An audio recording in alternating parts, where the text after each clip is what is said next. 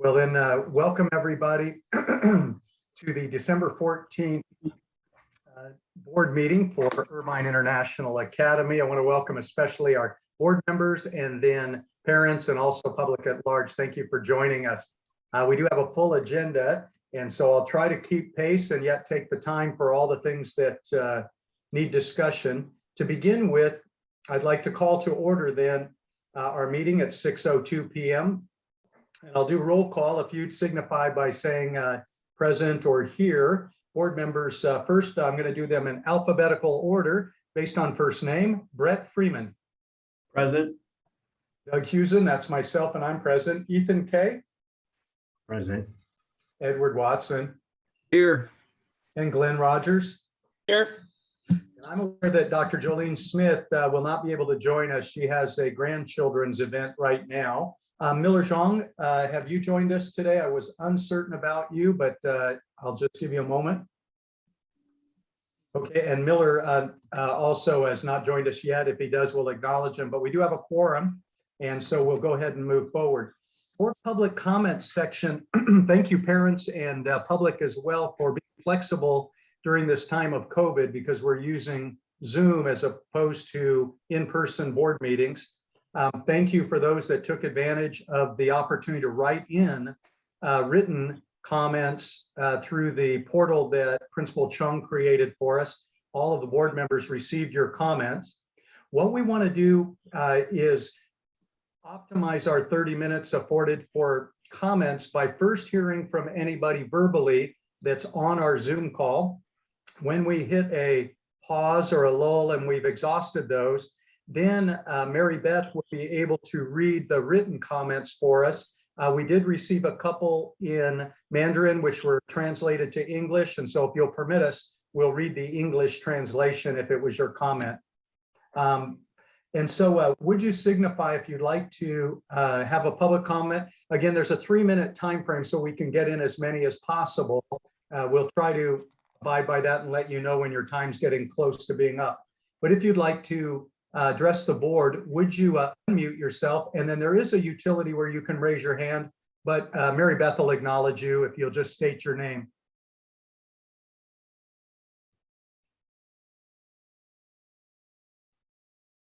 Hi, Doug. This is Victor Chu. Victor. I thank you, Doug.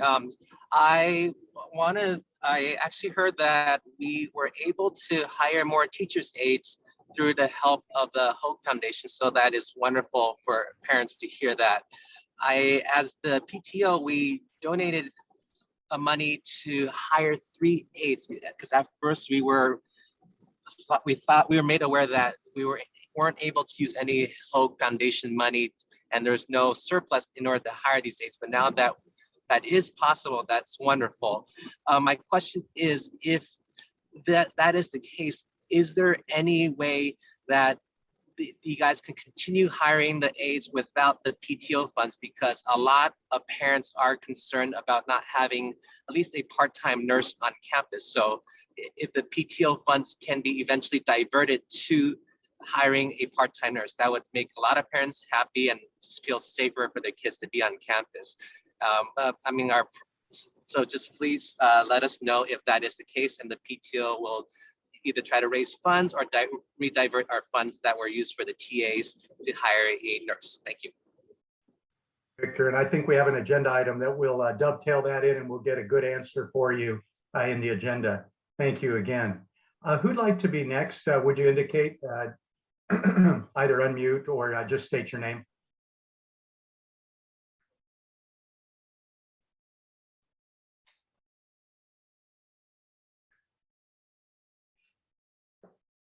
Keep a minute going there, just allowing for any who would like to. Sometimes you try to be polite because you know somebody else wants to say something and then you pause.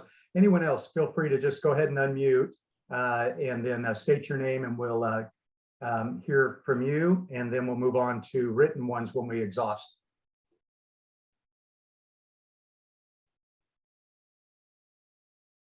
Very good.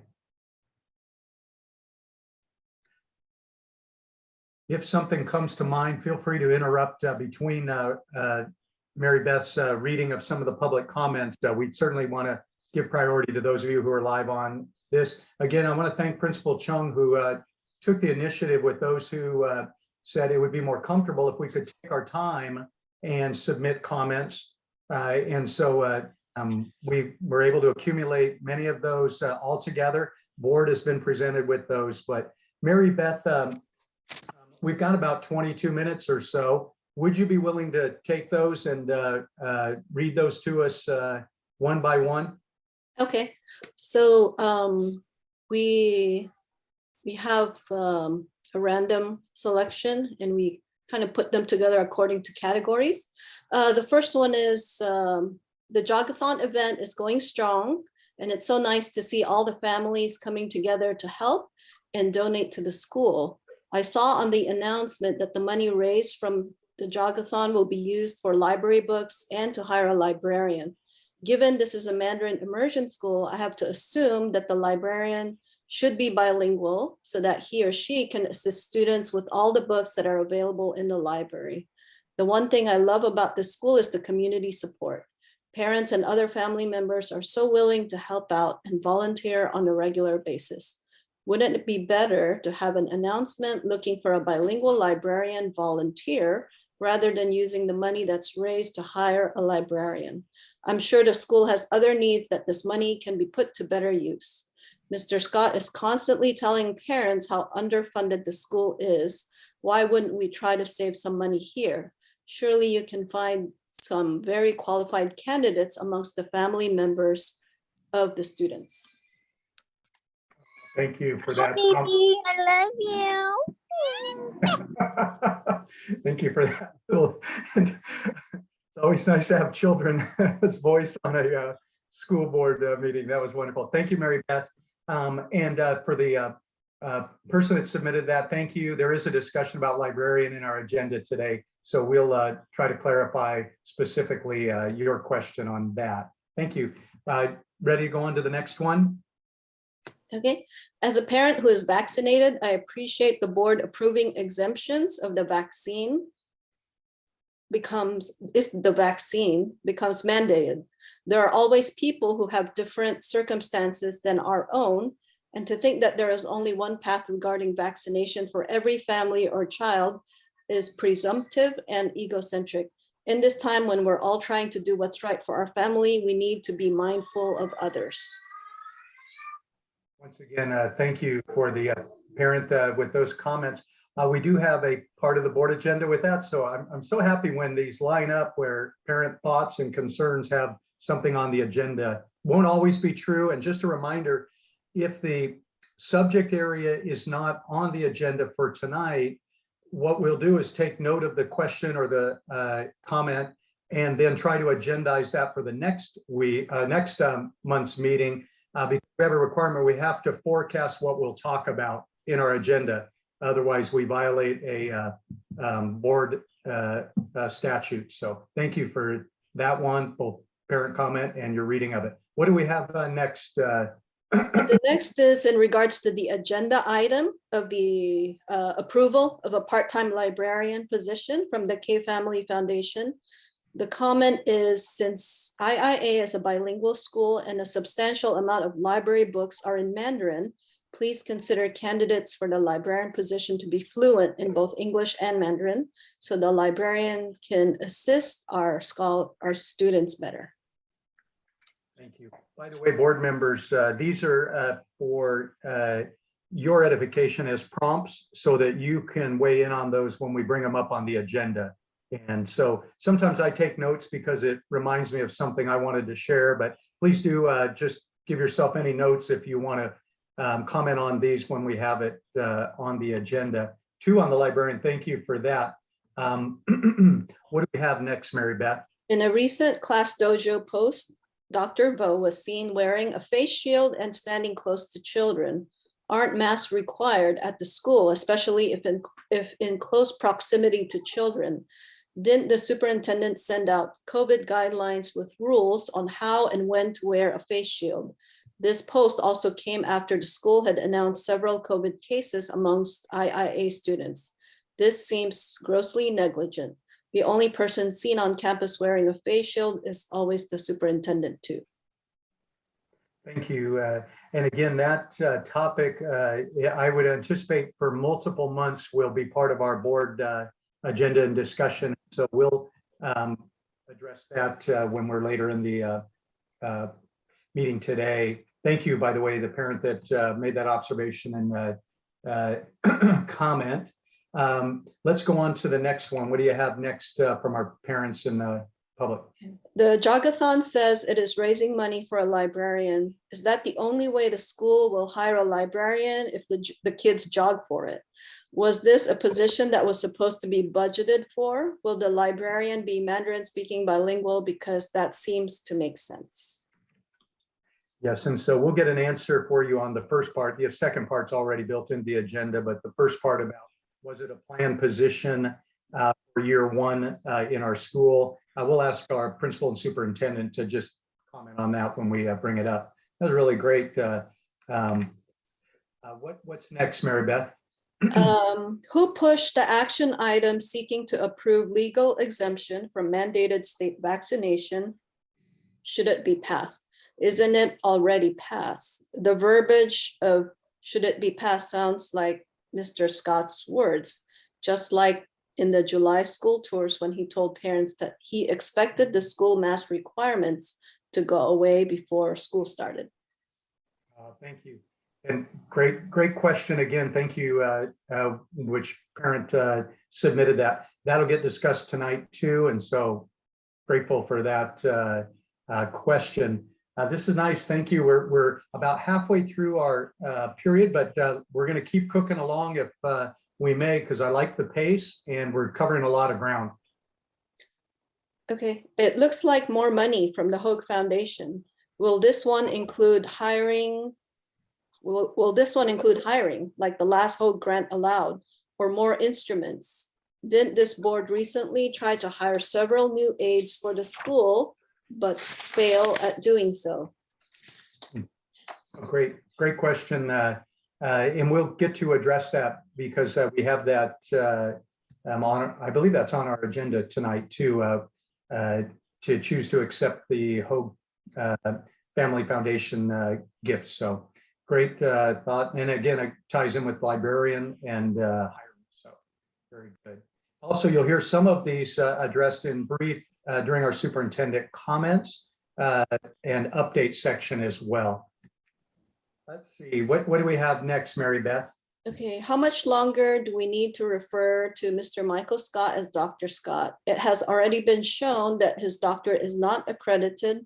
Therefore, it is not recognized by the Department of Education. Ironically, we are a school. I find that insulting to those who actually have a PhD or are medical doctors. Probably won't be commenting on that one because it's not germane tonight too. So, but I'll offer this for the parent that has that question. If you submitted personally, I'll follow up with you directly on that question. If you submitted anonymously, let Mary Beth know, please, and then she'll get us in communication and I'll answer that one offline for you. Okay, what do we have next, Mary Beth? Okay, who is in charge of the IIA website? In a past board meeting, there was a mention of a board member of board member Doug Hewson's company Thinkware being selected to do tech support at the school. There was also mention of Doug Hewson's son receiving $10,000 to do the website.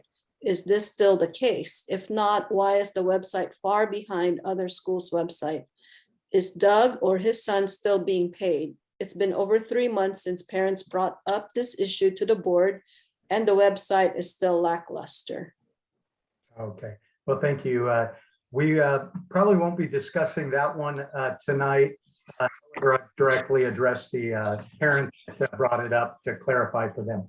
Okay, hey, we still have time, Mary Beth. Those were the first that were randomly selected. Would you like to go to the top and fill in them one by one as we have time? Because we still have probably another 12 minutes or so, and I'd love to cover all of them if we could.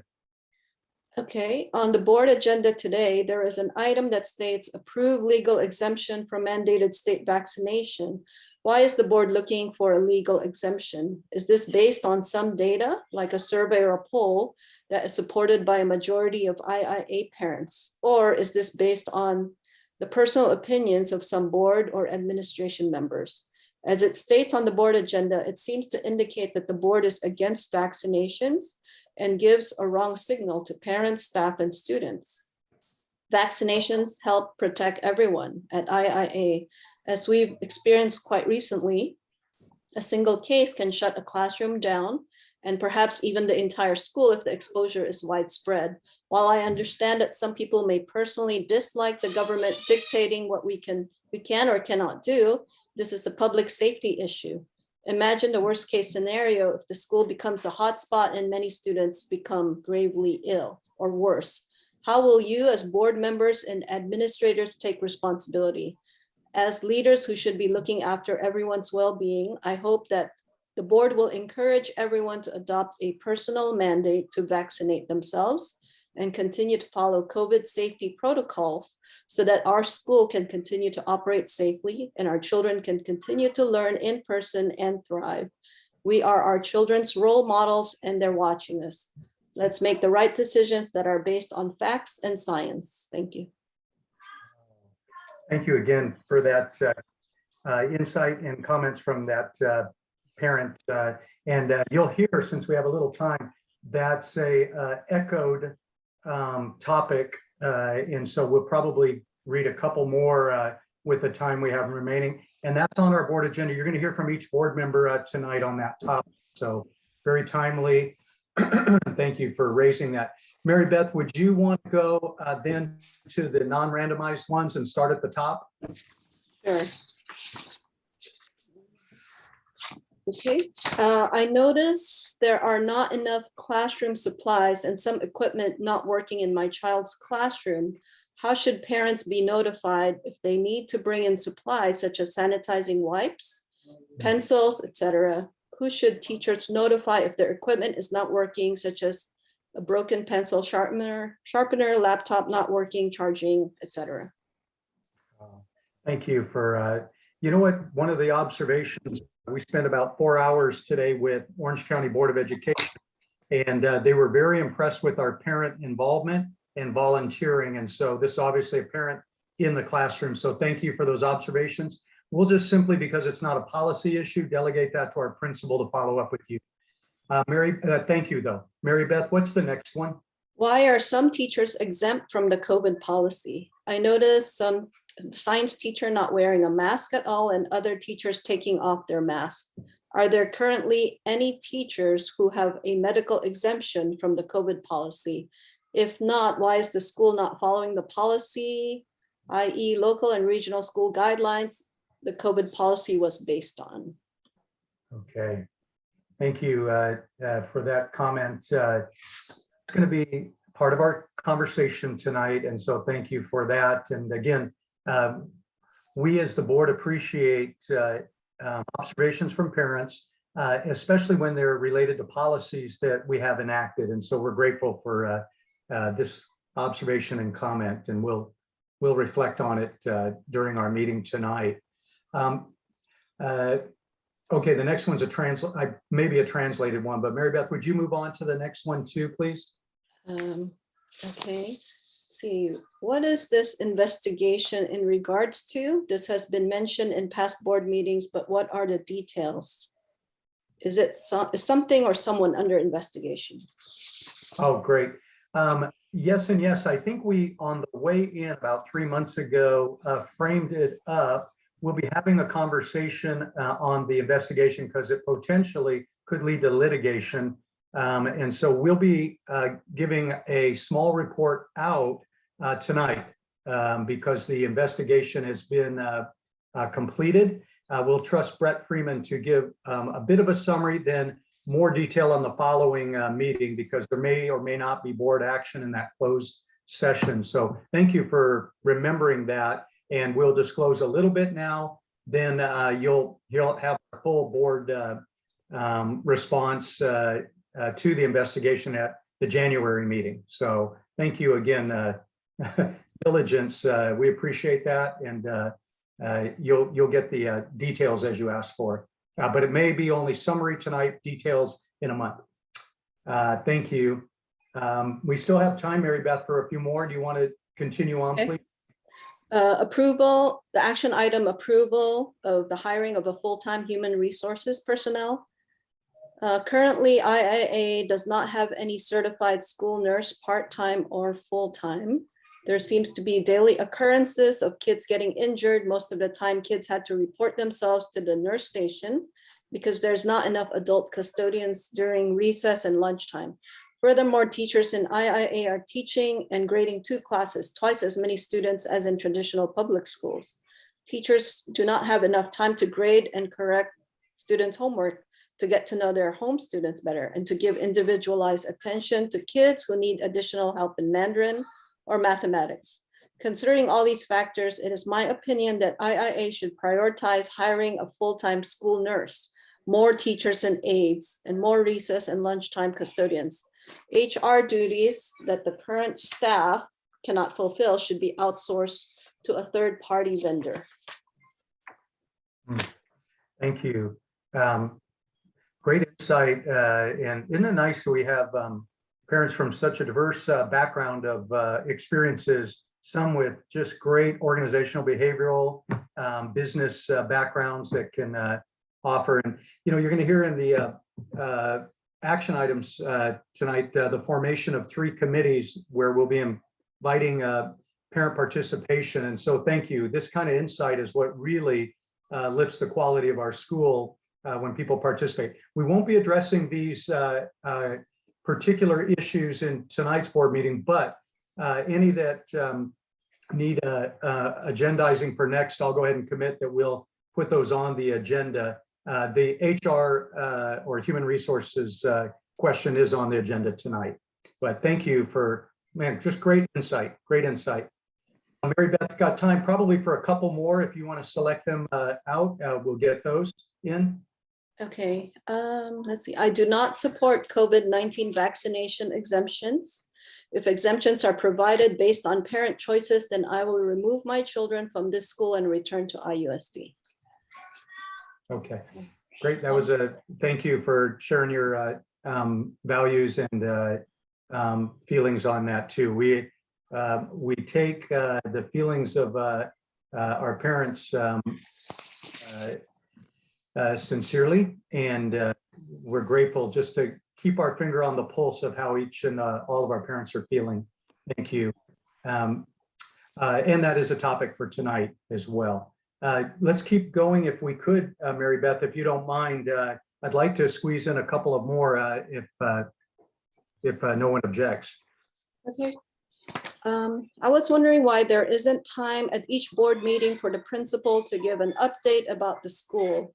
Since he is the only fluent Mandarin speaker at this meeting, it would be nice if he can do his update in both Mandarin and English so the Chinese-speaking parents will understand as well. Most of the parents are sending their children to this school because they fully trust Principal Chuang. He has a proven track record in running a successful Mandarin immersion program. Principal Chuang is at the school 5 days a week, and I've seen him go above and beyond his duties, from helping to direct traffic in the morning to acting as a substitute when the teacher is out sick. We fully support the principal and would like to hear any updates he may have. Thank you, and that's just wonderful. Principal Chung will be participating in the superintendent update, but I want to give Principal Chung full permission. I would love to hear, if you're able to on the fly, give your comments both in Mandarin and in English. That would be just fantastic. Great suggestion. Thank you for that. That's actually reinforces the whole purpose of our school, doesn't it? So thank you.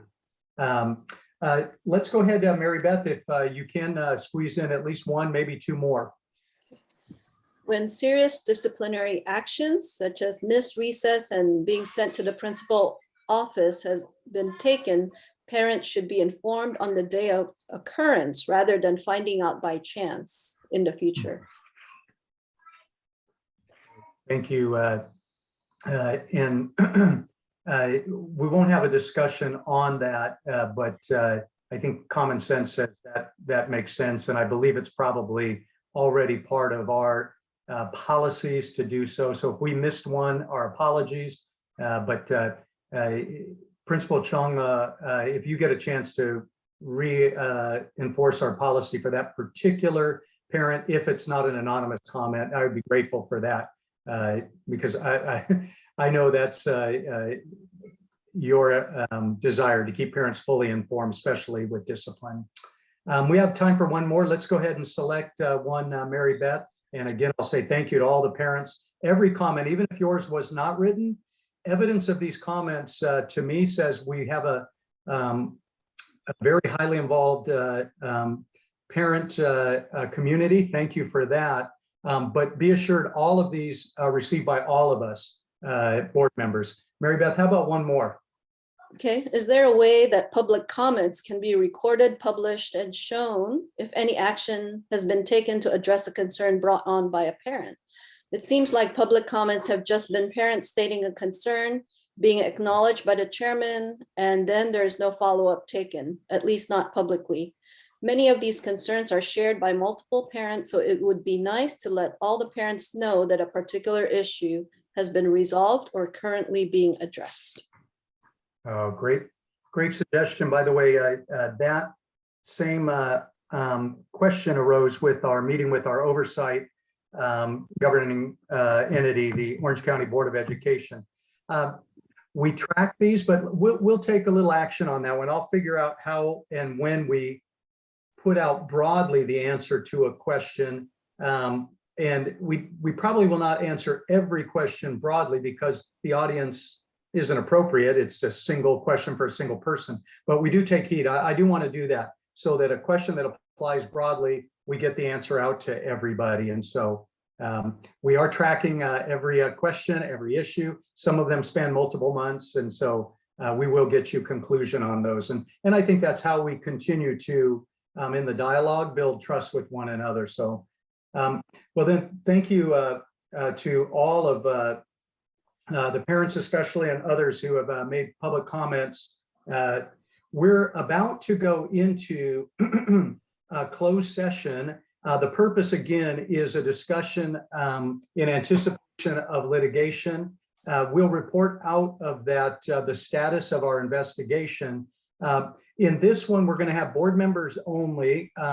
Principal Chung and Dr. Scott, normally we might invite you into this one, but it's the conclusion of our investigation. And so if you won't be offended, we'll have a conversation without you. And parents, I would guess if you want to take a short break, I think this will be a 10-minute discussion, not a 5-minute discussion. There's a pretty good breadth of issues that we want to hear from board members on.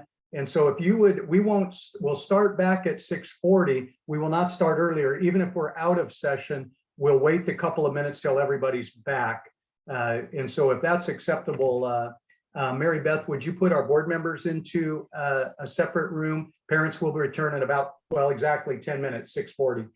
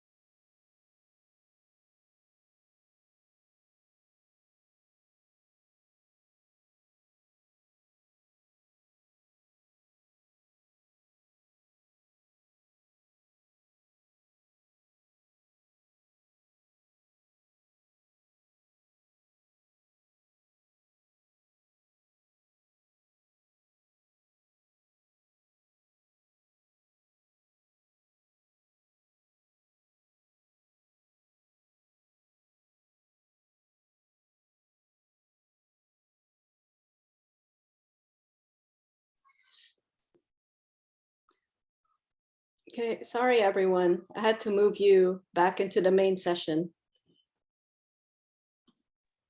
No problem.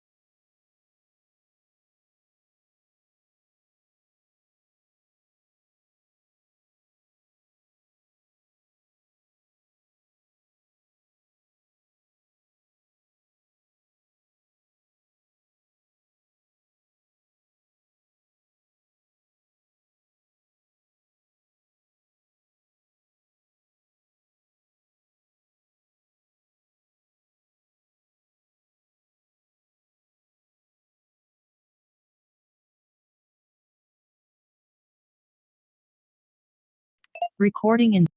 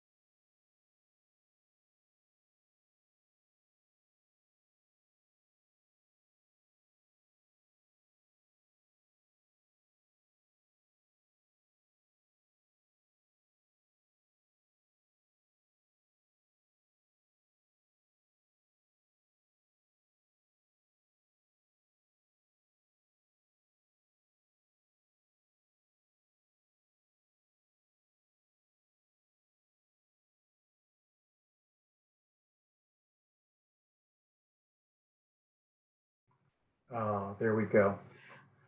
Well, welcome back, board members, parents. Thank you for your patience. Chairperson Brett Freeman, would you share the results from our closed session? Sure. Thank you, Doug.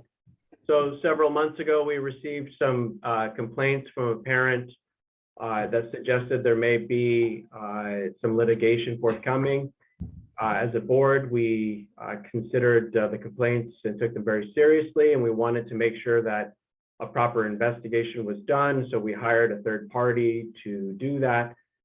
We received the summary findings of that investigation today. They've been reviewed internally, but actually we'll be submitting them to the Orange County Board of Education as well. And we will plan next board meeting to provide a summary to yourselves, the parents and stakeholders of the school.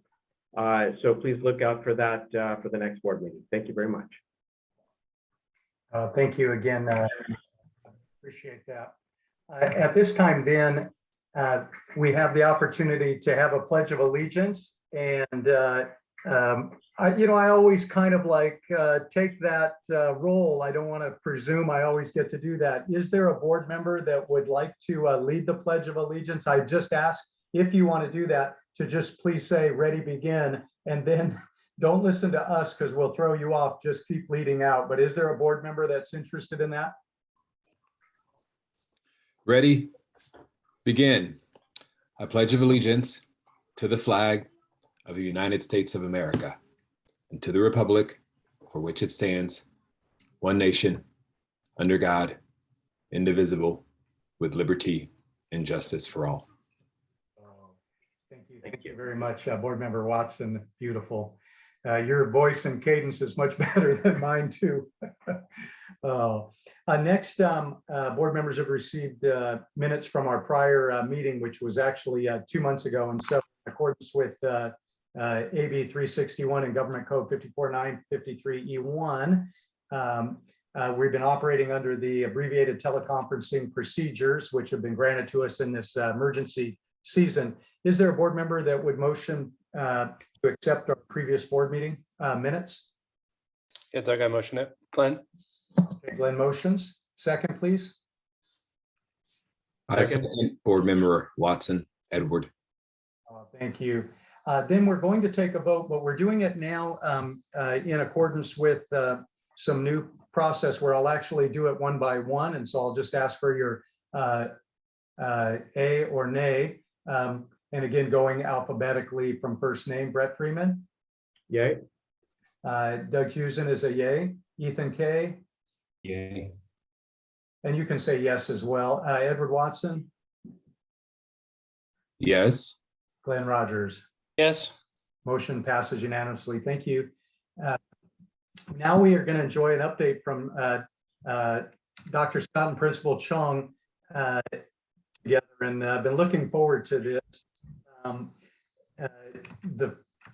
Got lots of good news, I guess, just happening in our school. I was on campus on the 7th, and I cannot tell you how exciting our campus was. Orange County Board of Education visit, Principal Chung leading a tour, children singing and making videos. Just our school was abuzz with learning and laughter, and it was just great. Dr. Scott, Principal Chung, would you, you have a number of items. I wrote down a few that you asked me to prompt you about, but would you like to talk a little bit about a recent technology grant, either of you? Please, Stephen. And I notice Anne Leung is here too, who helped. Okay, so I'm glad to share with all the parents that we received the ECF funding from the state with the total amount of $341,000 that will allow us to purchase 200 Chromebooks and 200 iPads and 300 hotspots should we put in the emergency of going to distant learning for everyone. Hopefully that will not happen, and I don't think it will happen with the government's mandate of the vaccination and mask indoors, especially in California. So we are glad to share this great news with parents. And then now we are looking for different providers, and we will get 3 bidders to allow our board members to look into and then decide which provider we want to go with. So that's with the grant we got, the funding we got from the state. Would you be kind enough to summarize as well in Mandarin for our Mandarin speaking? Sure. 各位亲爱的家长，我们很高兴能跟你分享这个好消息，就是我们学校在加州的教育局得到这个$341,000，然后我们可以购买200个这个小型的电脑，还有200个iPad， 还有300个这个所谓的这个叫什么无线的那个在家里可以用的无线器，然后我们会尽快跟我们董事提供3个不同的厂商，然后让他们决定要购买跟谁购买。Okay, that's it. And regarding other updates, I know lots of parents would like to see the classroom doors installed for every classroom regarding the campus safety. So we started that conversation a while ago, and we are glad that we do have a couple of parents coming to do all the measurement, and they are ready, and they also contact the manufacturers. So once they got the quote, I would like our board to proceed with that and then start a conversation with IUSD. I'm very hopeful that IUSD know that we are doing this in the best interest for our students. So very likely they will approve for it. If not, we know where to go to advocate for our students. Okay, I'll say that in Mandarin.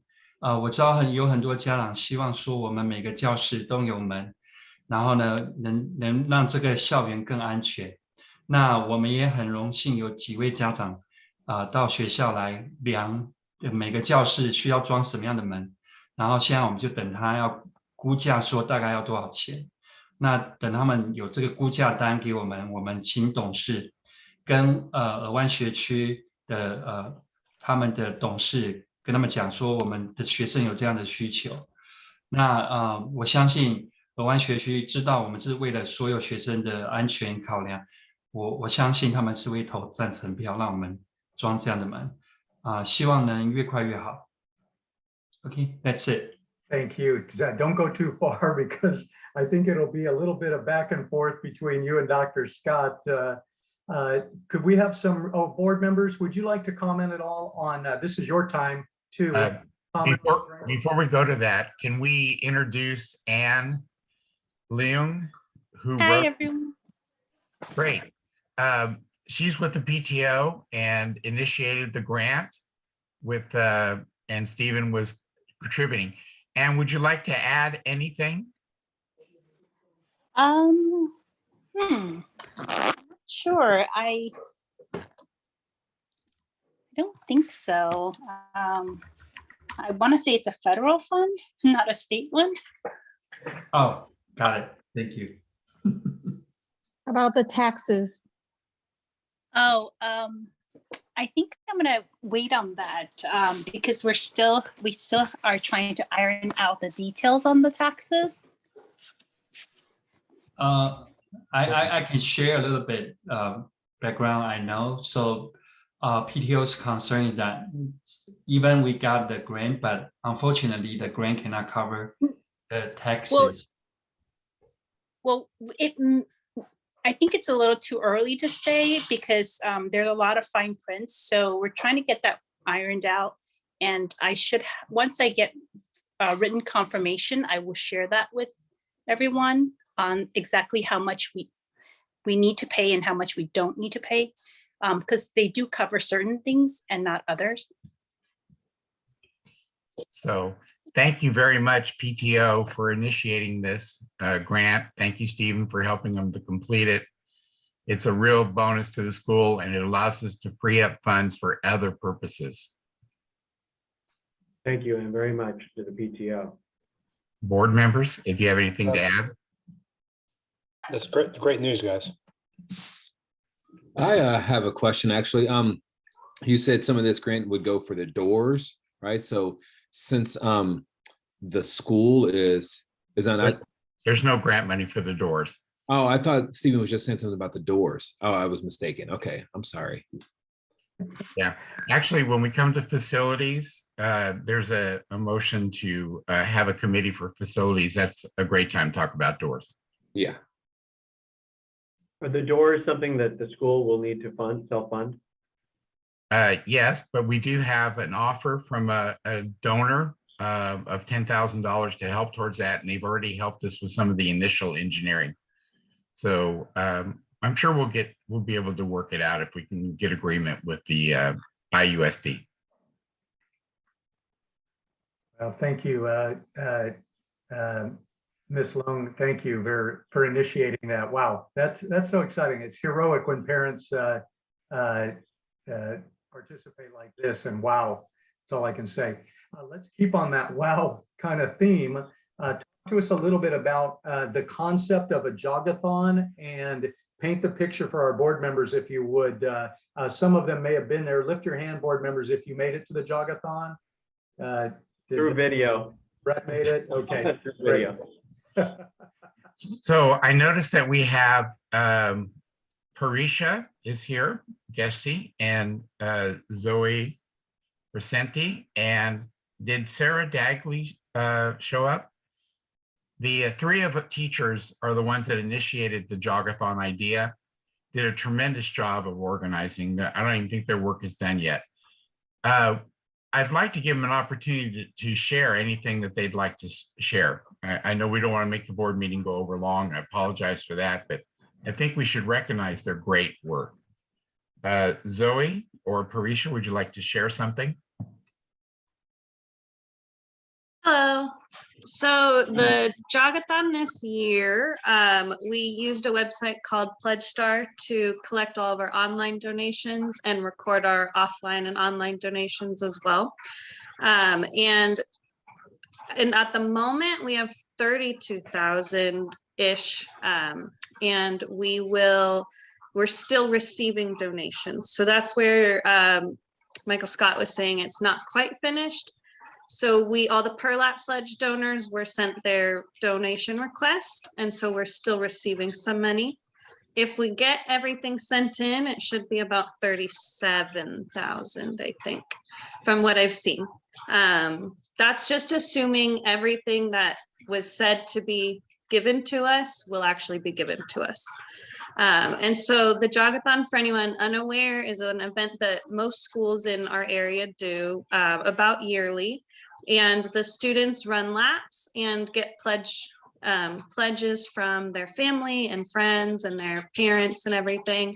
And it goes towards money for the school. And so this year we chose to make it go towards the library so that we could get more books, because it's a really big thing. And then a part-time librarian, which I know would just be very helpful just to kind of help my kindergartners understand what a library is, how to respect the library and all of that, which I'm very excited for, just because, you know, a lot of the kids at our school have never been in school before due to COVID, not a real, you know, they've been virtual. So I think a librarian is really, really helpful for that kind of stuff. But yeah, I was very excited with the turnout as well. It was a really good event. Sarah Dagley helped a lot with just day maintenance and getting all the fun stuff like the balloons and everything else set up. So yeah, oh, and then Coach K helped a lot as well, keeping the kids all excited, because that was a really big thing, was the kids' excitement level. So. All right, Parisha, because of the success, did you want to add something? Are you still here? Yes, I am. Just like Ms. Grisenti said, this was a team effort, so we couldn't do it without a lot of the faculty and staff at IIA. I'm very proud of my classroom and all of the classrooms, but my classroom especially, since we raised the most money for the Jogathon. And seeing kids excited and ready to kind of fight for a cause, even though the cause was just for the library and the library is very important. It was really nice to see that school spirit come through and kind of be our very first school event to where everyone was involved. And I know being a teacher in the classroom, you see the emotions on the kids' face. And I would always tell them, look, so-and-so is right behind us. They're only $300 away. We need to make sure that we stay on track. We have to keep. So it was weeks leading up, it was just a lot of excitement. And every time we would hit a goal, those kids would get so excited. And, you know, my class did raise the most money, but we have one kindergarten student in the entire school by himself has raised over $2,000. And this student it just went above and beyond. We don't know how he did it. Parents still don't know how he did it, but he was able to raise $2,000 alone by himself. So we are very proud of our students. We're very proud of how much we fundraise, and we hope that goal continues to go higher. But we like to thank everybody, and we couldn't have done it without all the parents and everyone involved. Thank you so much for that time of sharing. Really appreciate it. I understand every classroom made their goal. Great participation by the school. To move forward, today was a large day. Time with the Orange County Department of Education, our authorizer. They've completed the yearly study of the school, the evaluation. I won't share everything. We have work to do. We're looking forward to it. We took every advice they had to implement, but it was a wonderful job by our staff interacting and preparing. Here are some of the positives that they added. I haven't shared this with anybody yet. They were very pleased that we have a state adopted science curriculum in TWIG. They're very glad to see that. They also thought that the school is unique and wonderful. Much to the point, credit of what a charter school should be. It should be unique. When they walked around, they saw the classrooms, and they've seen hundreds. They saw our classroom teachers engage, and the students engaged in the work. They saw direct instruction, not teachers behind a desk. So they saw interactive movement with the kids. They also shared that they saw a wide variety of academic activities while they were here. Preparing for winter shows, actions in the classrooms, computers, very pleased. So we have our work cut out for us, but in the first year, we're on the right track. And I personally am very grateful for Orange County Department of Education granting our petition and working so closely in helping us. Board, would you like to ask any questions of me on that? Okay. Also, last Friday, the opportunity came up from Douglas Freeman, Orange County Music and Dance, to buy 250 ballet tickets to the Nutcracker Ballet by the American Ballet Theater at the Segerson Center. I went ahead and jumped in and purchased those tickets, and the parents then purchased them from the school for the same price of $15. Not $50, not $100, $15. And a lot of people went to the ballet for the first time it was ever available to them to afford. We could hear the Nutcracker is a story of a Christmas time and dancing, a lot of energetic and vibrant dancing. And you could hear our kids in particular enjoying it and laughing. So they had a great time. Parents have come up and said, thank you for building this community activity.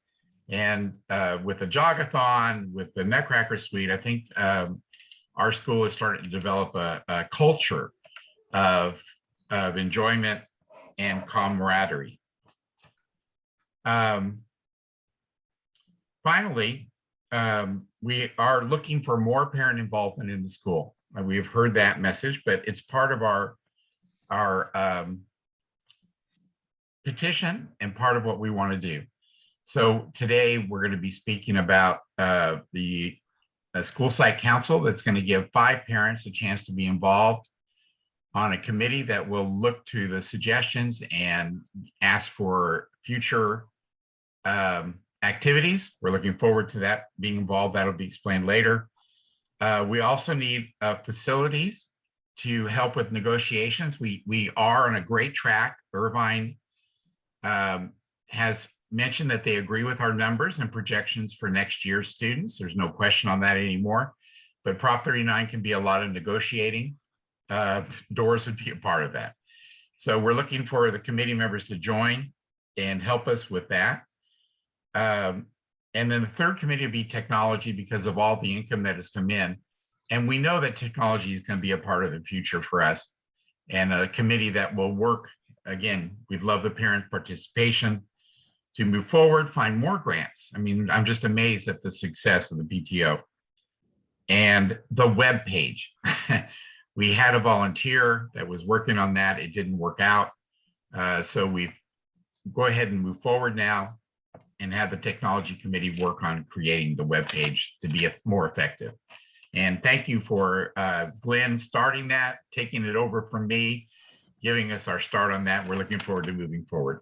And those are the things I wanted to share. Thank you so much. And I forgot to thank Annie Long for helping with the ECF fund. Thank you so much, Annie. Exciting. Board members, any, you'll have a chance for recommendations later, but any questions for Superintendent or Principal Chung? Last thing I might request then, maybe from Mary Beth, would you send to me personally the link to donate to the number of laps that Principal Chung ran at the Jogathon? A year-end gift, board members. Gladly. Copy all the board members. If they want to make a year-end gift, we'll take it up as high as we can get it. So I plan to make one. Thank you. Will do. Mary, just add my 1 lap to that total. I just wanted to say a few words regarding the Jogathon, if that's okay. Please. So my wife was able to stream it for me so I could watch it while it was happening and see my daughter running around. And frankly, I just thought it was so much fun to see. The kids seemed so engaged, the parents, everybody was very encouraging. They didn't overexert the kids. If someone needed to take a break, it was very clear, take a break. I loved how they marked the shirts as they went around and around. It was really such a school fun building activity. Camaraderie, I think, was mentioned. As a parent, I thought that was fantastic. So kudos to all those involved and all those that ran and participated and pledged.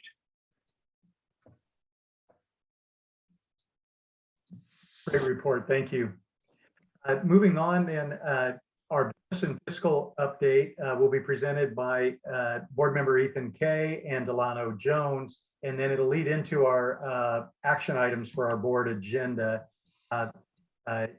Ethan, Delano, I saw you joined us recently. Thank you both. Would you give us a financial committee update? Yeah, sure. And good evening, everyone. Ethan, you want me to go ahead and just dive right into the interim report here? Yes, please. So I'll go ahead and share the interim report, and I'll give you a quick summary. I did discuss this with Ethan earlier. So for everyone in the meeting and primarily for the board, for those who are not familiar with charter school or public school in terms of how they report matters to the public and also to their board, et cetera. So there are a couple of checkpoints along the way, and I may have mentioned this earlier in the year, that there are roughly about 3 or 4 checkpoints during the course of the fiscal year that requires the board to take action in terms of approving specific financial information. One of these times is now, which is the interim period. That first interim period, as it is called, runs from July 1, which is the start of the fiscal year, through October 30th, which is roughly the first quarter of the entire fiscal year here. So the first 4 months of the school year. One of the beauty of this is that it gives you really a pulse check. It gives you a quick look into how things are progressing over that first 4-month period. Obviously, with that, as with most schools, that July period is basically a dead period in terms of a lot of activity in a school. So, the interim really takes that into consideration, as well as, taking a look at actuals versus your budget through that period, and then projecting forward in terms of, anticipated overage in terms of spending or not enough revenues, etc. So this report captures all of that basically in a nutshell. I will share with you really quickly that report, so that way we can have a what I would consider a pretty good idea of what the school has done thus far, and then where we think that this is going to go as we turn the corner, obviously, into the second half of the school year, so to speak. And let me bring this up really quickly. I did share this with the entire board, I believe, already. But for the sake of the public here, we'll go ahead and share this right now.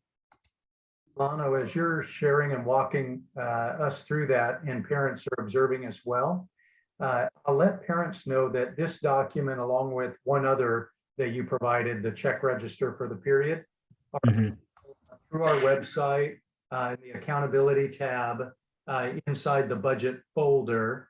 And in following meetings, we'll get those out about all documents related to a board meeting ahead of time for you in a folder that says board meeting documents.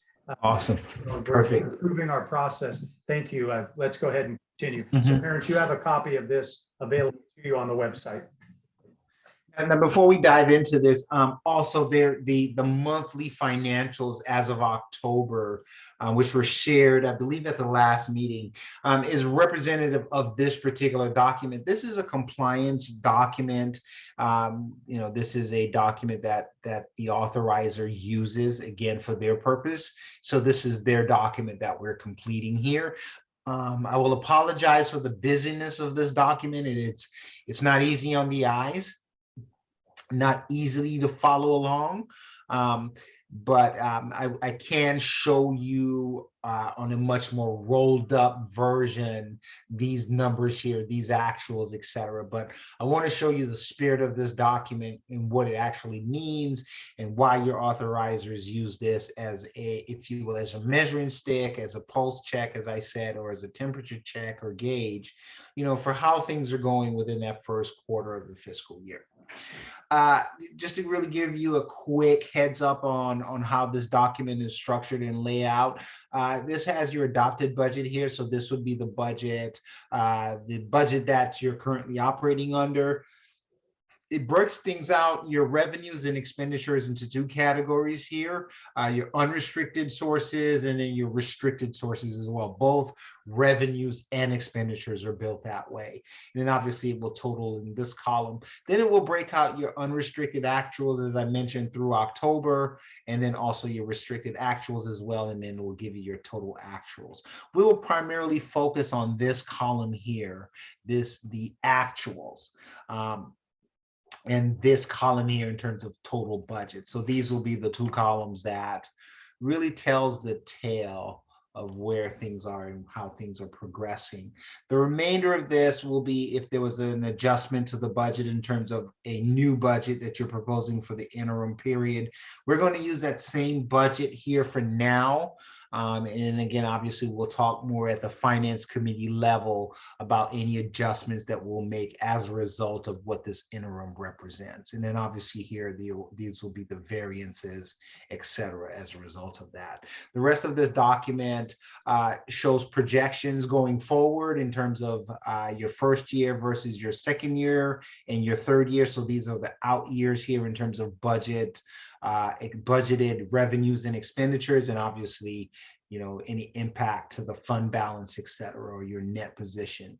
And it also provides some detail to the authorizer in terms of how certain expenditures are classified or coded and what those expenditures are. And again, here they're asking for that information as well. They also ask for a cash flow based upon actuals received through October, et cetera. And then finally, some assumptions here in terms of overall enrollment and ADA projections, revenue amounts, staffing, et cetera. So this is their way of, again, you know, getting a pulse check of, you know, how the school has performed over the first quarter. I'll summarize this, but again, as I mentioned, a lot of the details here, you guys have seen most of this throughout, you know, my other reports throughout the course of the year thus far. Revenues to date, and again, you know, I'll go slow again just to sort of keep everyone in the loop here. The biggest portion of your revenues come via this model here, via this source, your LCFF, which is the local control funding formula. And as you can see here for our budget, and again, this is based upon your total number of students times the attendance rate. And again, the 88 times that rate would be, in this case for you guys, about 95%. I believe we have budgeted here roughly 340 students for this. 2,888,000, excuse me, in terms of projected or budgeted revenues for your LCFF. Through October, as you can see here, we received 1,016,000. Again, this is about right in line with what we projected. Down here, and again, most of this area is a little bit, there aren't much revenues here. And again, there's a reason for that. Most of your federal dollars and most of your restricted resources, they tend to follow a spend, you know, an apportionment pattern that is not very friendly for schools in their first year. So most of this, as an example, your special education revenue will not start to flow until February or so, when we get that first true up of your P1 attendance. Same with lottery, both restricted and unrestricted. In fact, you won't see any payments for lottery until well down the road, probably close to the end of the fiscal year.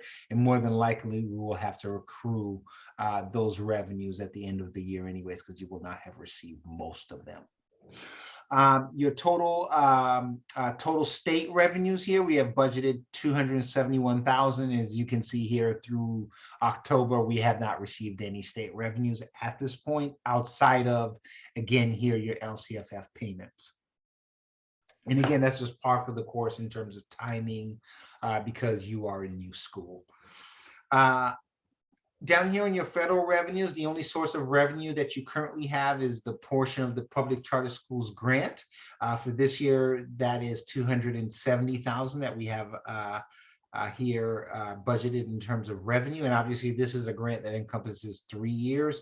So the remaining 230,000 of this, or 330,000 of this, will be shown in subsequent year budgets.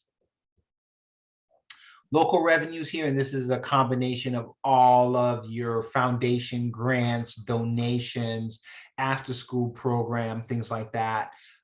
We've budgeted 724,000 for that. Through October, we've received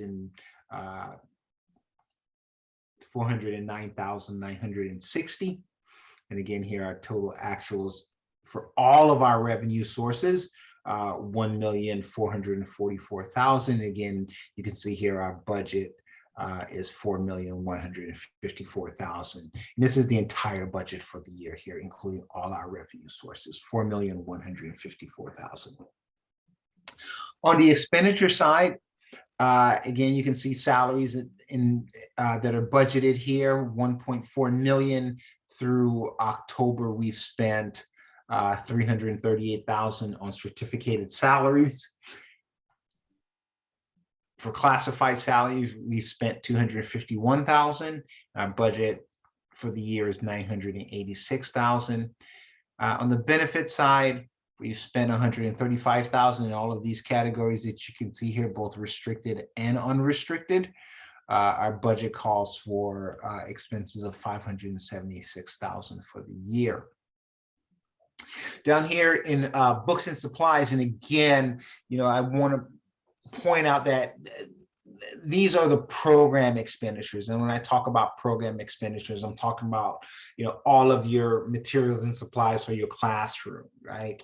All of the technology, all of the textbooks, all of the learning materials, all of the support materials and reference materials that goes along with it. Technology, of course, are embedded in here. Right now, this category is way over budget in terms of what was expensed. Part of this is that, again, you're a new school that's starting up.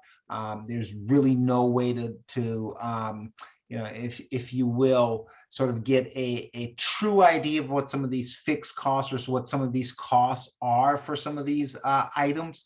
Again, here, what I see in terms of this, a lot of expenditures related to the classroom in terms of core curriculum, things like that, and also technology as well.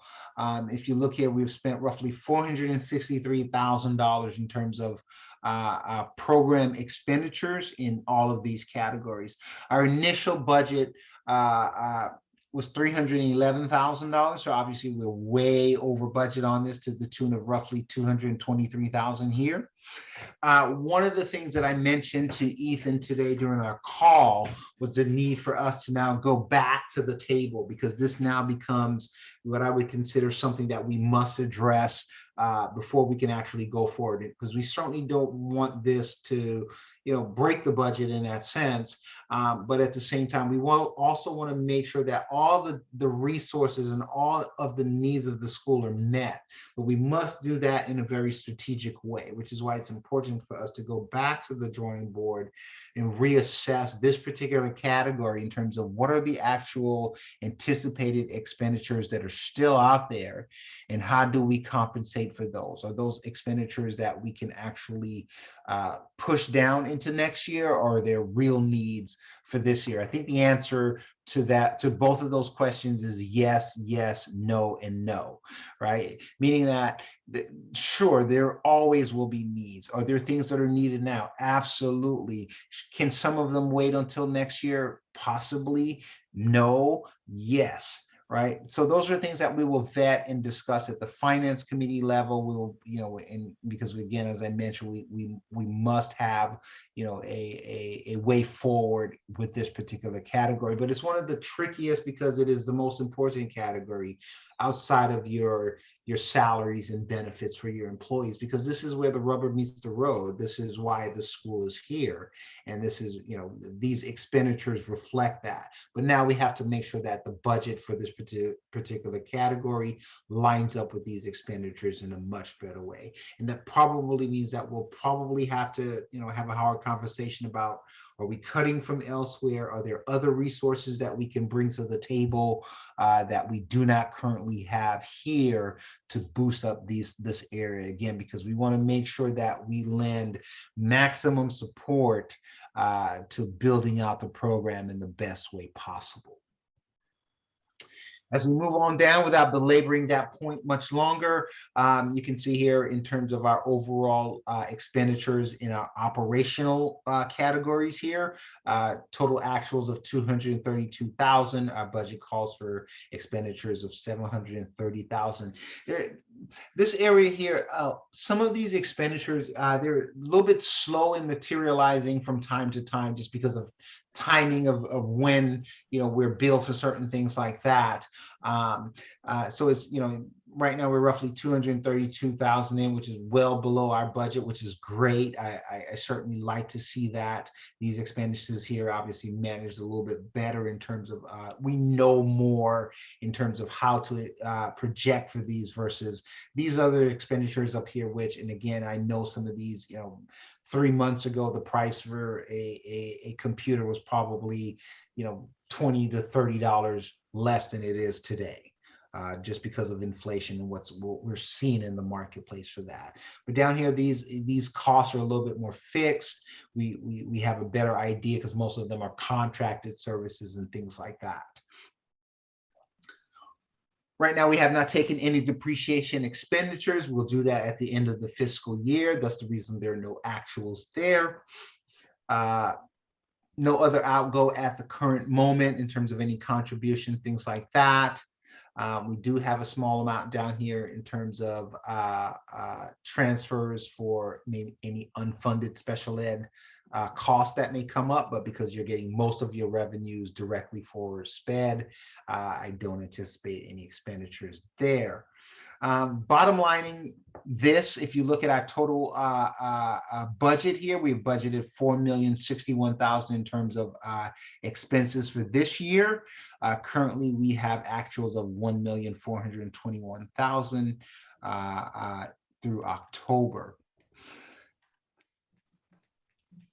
If you were to subtract our total revenues from our total expenditures, the actuals, leaves us with a small, if you will, positive net income of roughly 10,763. And you can sort of see the way that this shakes out here in terms of actuals. So we actually have, in terms of positive net income, 259,000 on the unrestricted side. On the restricted side here, 249,000. This is perfectly normal, just because the timing of your restricted resources, primarily a lot of that is coming from the PCSGP grant, is always in a reimbursement phase, and so you're actually spending the money before you actually get reimbursed for it. You're incurring a lot of those expenditures that you have to front money for, and then you get reimbursed by the grant. That's the reason why you see here this huge deficit in terms of our restricted expenditures being so high. Nonetheless, through October, $10,763 in terms of net income. And again, here, as I mentioned, we know that there's a glaring hole here with the program costs that we have to address. That's the reason why you're seeing down here this huge red area in terms of this deficit. As we look at the beginning balance from last year, and again, I'm throwing this in here because this is what was what we had in terms of what was on the books when we first came on board with the school starting up officially as a school. It roughly had what I would consider, a deficit of 55,000 at that particular point in time. And if you were to add that to our current net income of 10,000, you can see here where we project out to be, which is roughly a deficit of $72,683. We are projecting, however, to have positive net income at the end of the year. But again, we're going to have to make some changes to the budget for the program costs. Our total net income projected per this budget, which will be here. Line myself up here a little bit. Bear with me 1 second. Roughly 92,988. But again, we may have to bite into this number quite a bit because we're going to make some adjustments to the budget for the program costs. So obviously, this will go down. And even if we just break even for the year and there isn't a surplus, that is a win, because in your first year, which is your toughest year, is extremely hard to do. But obviously, we don't want to wind up deficit spending or having a negative fund balance at the end of our first year. It just would not be the appropriate thing to do. So bottom line in this for us, again, it's perfectly normal for us to have a deficit at the end of this year. I'll sort of give you some of the components of our ending fund balance. Through October, we had cash of 243,000. You can kind of see here how this breaks out here. There was 58,000 in the treasury and another 884,000 in the operating account. We had some prepaid expenditures and some capital expenditures here, which puts our total asset at 206. Our total assets at 260,000. We had payables of 143,000. Most of this year, long-term liabilities or charter schools. Capital borrowing for cash flow purposes, our total liabilities of 333,000. You subtract that from our total assets, leaves us again with that small deficit to our fund balance of $72,683 through October. I said a lot. I will pause for a second I know that's a lot to digest. It's a lot to follow, in this meeting here, especially for those of you that are seeing this for the first time. And again, these reports will come up periodically. You will see this report again in the spring when we do the second interim. And as I mentioned, for your first year, and I sort of mentioned this to Ethan earlier when we spoke, this is a school that is, you think of this as an infant or a newborn, right? You do not expect infants or newborns to quickly, get up and start running right away, right? That's just not, I don't think any of us have done that. Most of us go through the process of we crawl, then we walk, then we run. And I guarantee you this will be the same process that Western Mandarin Irvine International Academy will take, which is we will crawl before we walk. And that is the natural progression for every school that I've been affiliated with. We will go through our tough times. We will have our growing pains. And these are those growing pains in our first year. And we will get better. How we are today is not where we will be a year from now or 2 years from now. I promise you that. And you can certainly, this is being recorded. We can certainly go back and play this 2 years from now and say, oh, Delano, you were absolutely right. I promise you that.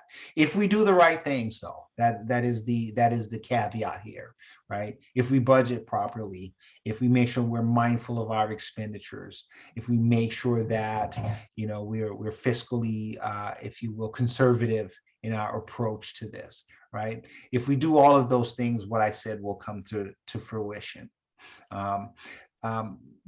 When I look at this school, I'm amazed by how far you've come in 4 months. We're speaking from July forward. I know how far Doug and the board and Michael and Stephen, I know how far you guys have come prior to that. But just looking, collectively as a community here, I know how far we've come in 4 months, right? And that speaks to the leadership of Dr. Scott and the board members and the entire staff, right? But we have work to do, and I, the staff knows this, Michael knows this, the finance committee knows this when I say this, that, this is a school that's got success written all over it, right? But how that success comes to fruition is determined by the work that's done by everyone here, including the board and in the community. And when I say this, I'm not just speaking or addressing this directly to the board, but to the community as well, because your support is what carries this thing forward. And you've all invested so much of your time, effort, and resources already into the school, right? We certainly appreciate, all that you have done in year one, because believe me when I tell you, when I look at your financials and I go, this is a school that has 40 kids, whatever that number may be, in year one. This is a school that you would see having this type of output in 3 years, in year 5, year 4, not in year 1, right? So of course there will be, resources will be stretched thin because of that, as a result of that. But this school does have success written all over it.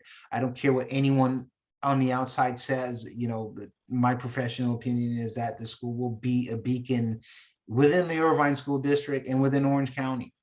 right? But there's work to be done here, and the board knows that. Dr. Scott understands that. The Finance Committee understands that as well. I say all that to say that I'm going to submit this report. We will work on the budget in terms of making sure that we can balance out the program cost for those areas. And then we'll bring a budget back to this board for approval in January, which will address everything that I just mentioned there. So I will pause on that. I will take questions from the board if there are any, and I do apologize to the members in the audience per protocol. I really cannot get into a question and answer session with you, but I will be happy to take questions from the board if there are any. Or if Ethan would like to chime in with anything, forgive me, Ethan, if you would like to chime in or anything, or Glenn as well, you guys can certainly do that. So thank you so much, Delano. I did spend quite a bit of time today with Delano to walk through it. There are glaring things to identify. Yes, there are different stakeholders are looking at different numbers. There is the summary is, what Delano said, that we are in good, at this moment, we are in good financial footing. There's work to be done. There were expenses that, very mindful expenses that were done by the staff, like, pre-purchasing those Chinese books in which, we saved money, but unfortunately, some of those proceeds cannot be amortized over the lifetime of which they're useful, right? So instead of spending $95,000 per year, we spent $175,000 for over a period of 5 years, which is $35,000 per year. But because of where the funding came from, it's unfortunately cannot be presented in such a budget. But nevertheless, we will need to balance this budget given the different restricted or unrestricted, and making sure. More importantly, what Delano and I, we have identified is people. Compensation. The school has purposely and mindfully attracted quality talent, and this budget shows it. There's no misunderstanding that we are committed on people. Now, the second, very important, now the programs, the materials, and those things we need to sharpen the pencil a little bit. But thank you, Delano, really identifying not only needs that we need to address immediately, but more importantly, things that we need to address for the future. Thank you. And if I could just share with you guys a report that's much more easier on the eyes than what I just shared, because that, again, as I said, that Excel sheet is not friendly to everyone who's not used to seeing it. What I'm going to share with you is what I normally share with a finance committee, which is this, a little bit more trimmed down version of that report. Again, here's, as I mentioned, your total revenues here of 1.4 million through October. You can see again here, the biggest source of your revenue was your LCFF, and then obviously the foundation grants, after school programs, things like that here makes up that 1.4 million. And again, as you see here, your budget for the entire fiscal year, 4,154,000.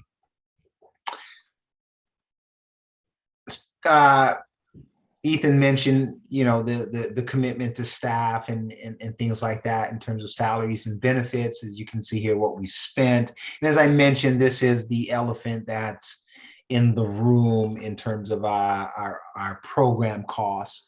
As you can see here, there's a $229,000 deficit overall on this. And again, we budgeted 311,000, but obviously that was not remotely close to what we should have, based on certain costs, things like that. And again, you can see here, if you're looking at the total expenditures here, you can see the percentage of what your total books and supplies are actually costing, right? Which is this here, roughly 32%, of your expenditures are related to that. So that is a huge, significant investment in the program. Delano? Yes. Hi, this is Brett. Thank you for all your help in that's helpful. I was just wondering, so wondering on the assumption side, were we thinking that we would be able to amortize more of the spend over the following years for the books, let's say, or did we miss some books that we didn't budget for, or the books just get? It seems like there were books that were missed, I guess, is what I'm wondering. Yeah, so based on this. that's a great question. The answer to that is, and so sort of keep in mind a couple of things here, right? So in July, as an example, the administration said, oh yeah, we've got XYZ amount of students. We're going to need XYZ amount of, maybe, technology, right? And or books, right? But then you circle forward into August, now September, those factors have multiplied, those things have multiplied by another factor, right? So yes, to your point, it's almost difficult to anticipate what the total program needs are going to be, because it's going to be so much different. Your school is so unique that some of those costs are specific to needing two different set of textbooks, right? Because you need the Mandarin, and then you also need the English version of certain textbooks and things like that, right? And then also the technology, right? The infrastructure, because you're building in your first year, so all of those costs tend to be a lot more in your first year, especially around, fortunately for you guys, you don't have your facilities, we know what that cost is. It's a fixed cost every year. But for your textbooks and things like that, so in your first year for this, yes, it is quite a bit of a song and dance, if you will, to get to that place.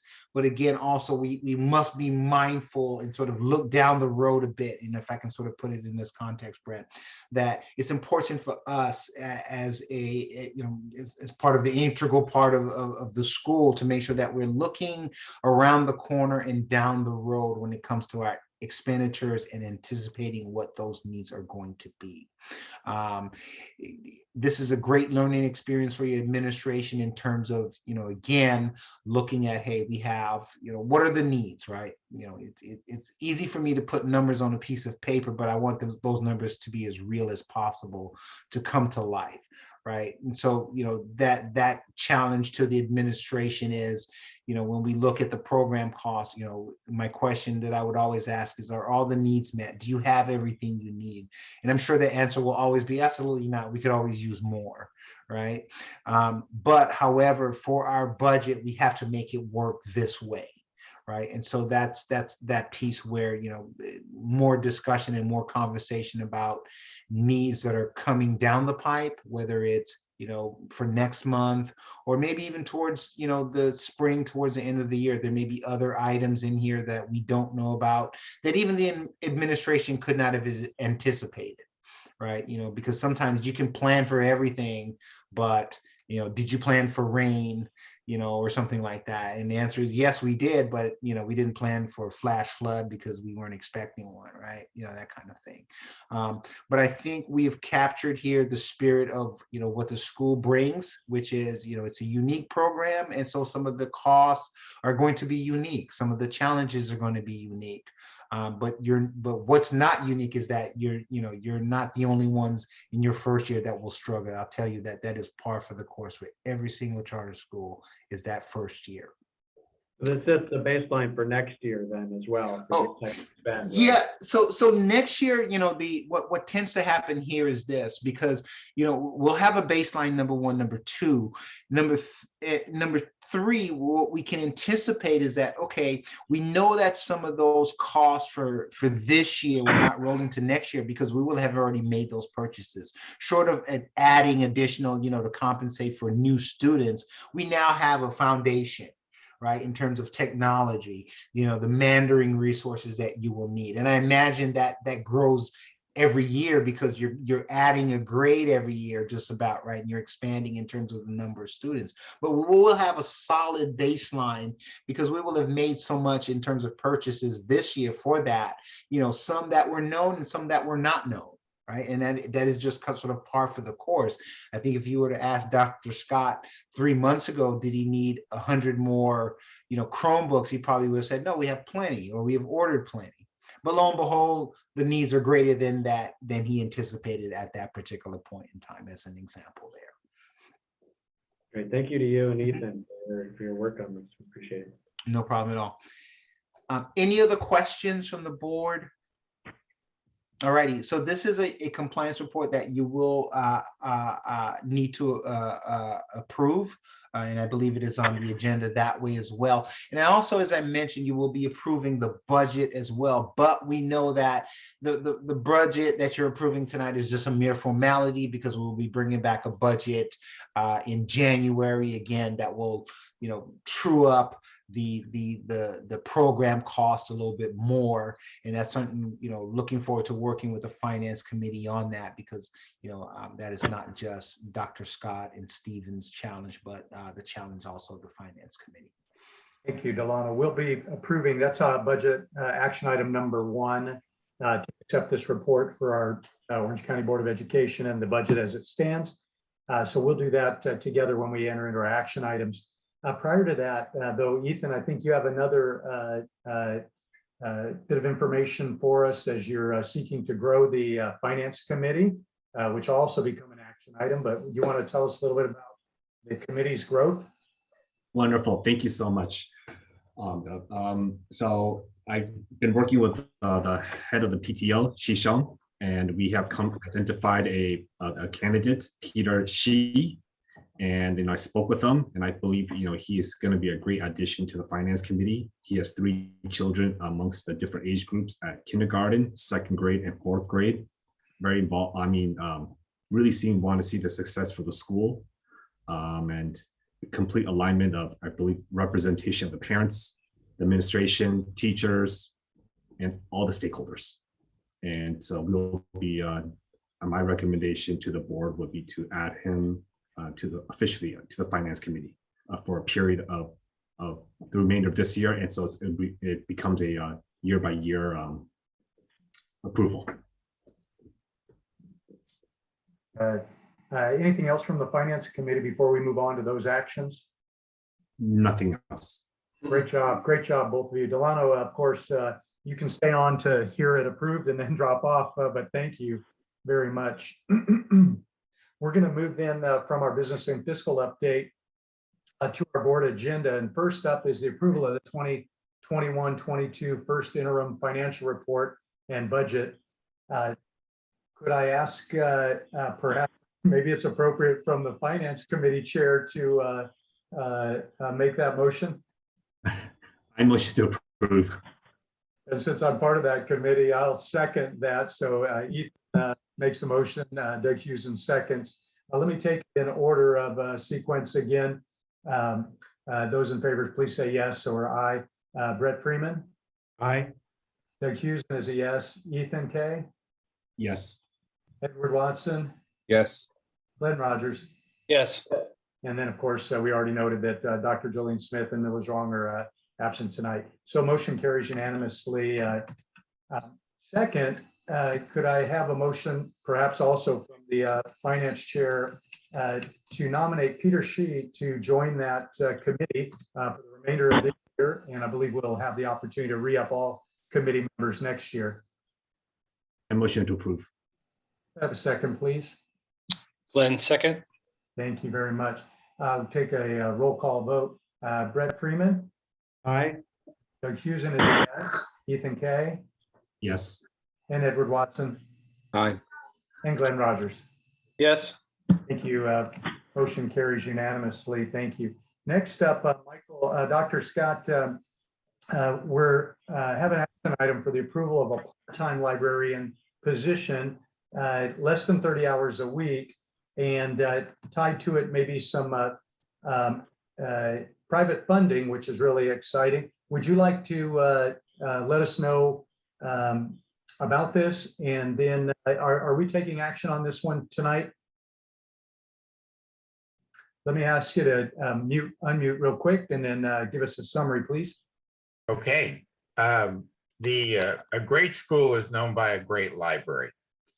And we've advertised on EdJoin for a librarian. Anybody qualified. We preferred Mandarin, and that was mentioned in the advertisement.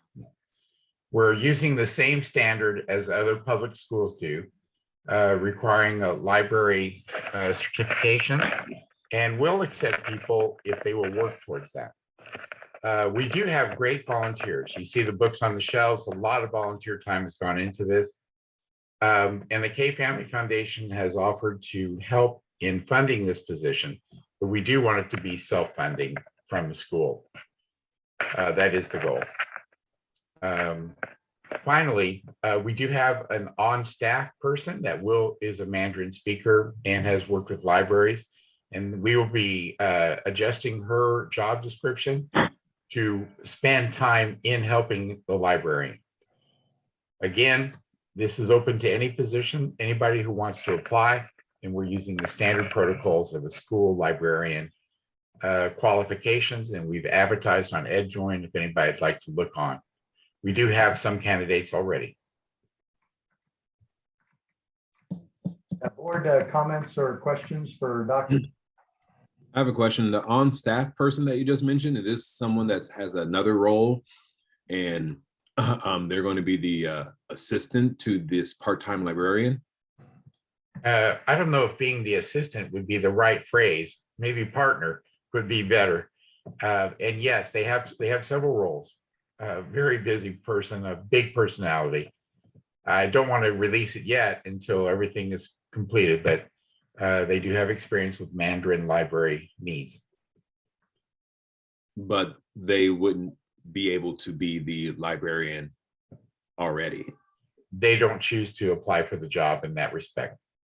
And that foundation funding, is it only to be used for a librarian, or can it be used for anything? And you're choosing to use it for a librarian? They have opened it up for us to use as a librarian. Like the budget shows, we can't fund every position. Mm-hmm. We have to pay for it. We can't go in a deficit. So this will cover us. And again, the Jogathon is a big step forward in allowing us to do this.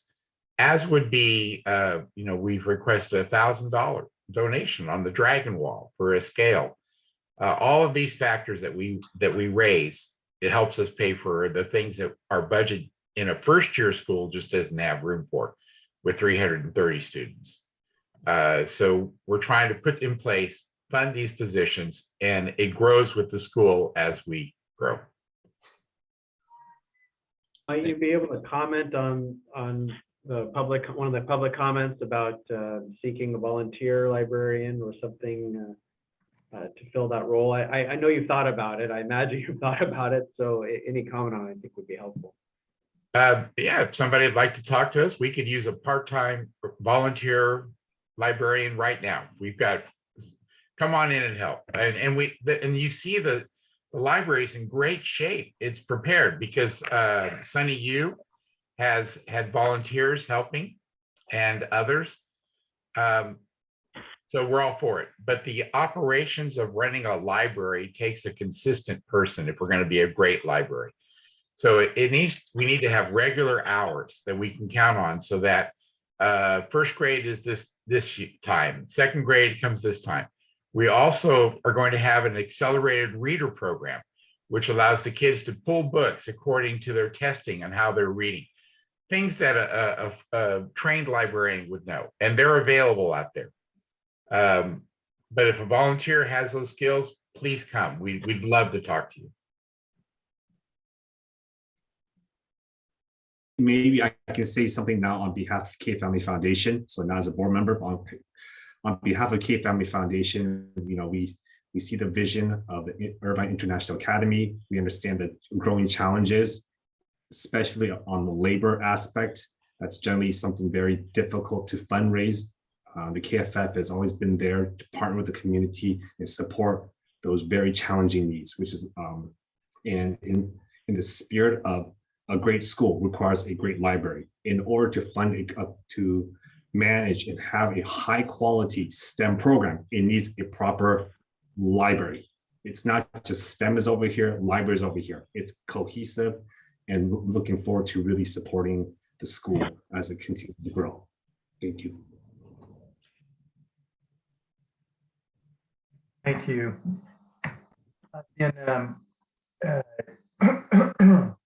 On that note, then, could I have a motion that we, Michael, are we approving just the position at this point, right? We're not yet. Okay, could I have a motion to approve the hiring of a 30-hour, up to 30-hour a week librarian?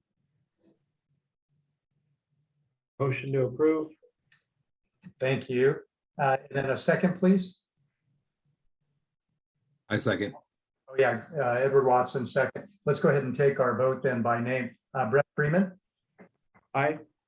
and Doug Husen is a yes. Ethan Kay. Ethan has made abstain because of my relationship with K Family Foundation. Thank you. Mary Beth, would you note that, please? Abstaining is Ethan Kay, then Edward Watson. Yes. And I'm sorry, go ahead, Edward. Yes. Thank you. I missed you. Sorry. Glenn Rogers. Yes. Great. Motion carries then with that special notation. Thank you. Great. Move forward and answer.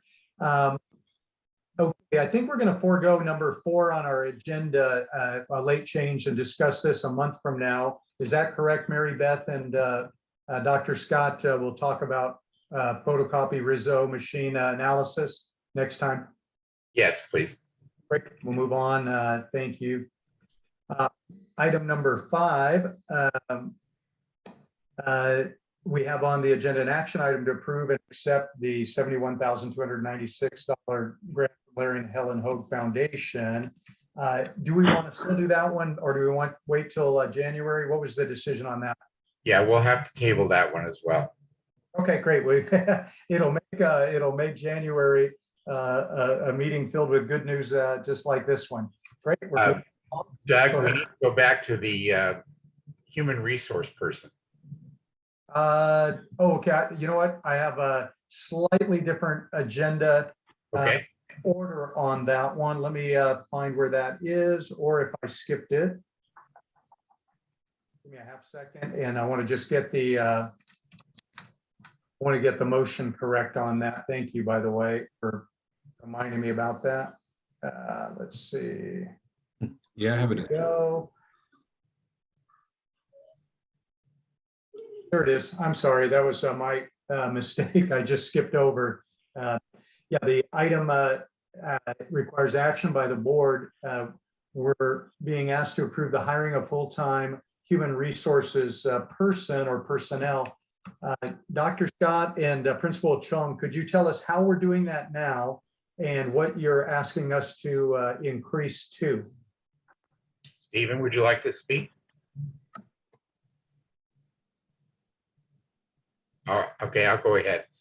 We've had 2 part-time people accomplishing this, but even though our payroll expert has been wonderful and amazing, she does not want to continue in the role that she's playing right now. The second factor is our after-school program, and we're adding on classroom aides. The part-time employees of our school is very large. So we have 70 employees now. A part-time person's as much responsibility as a full-time person. So the job simply has expanded beyond a part-time position. So we want to hire a full-time person to handle human resource and payroll, but we're going to continue with the part-time person we do have in support. You always need a backup. You always need a second person to visit with. And this parent has stepped in and done a wonderful job, but we're looking for the training necessary to make the human resource a service to our teachers and our employees. Well, we'll hear from board members on comments or questions. How many individual people are now on our payroll? 70. 70?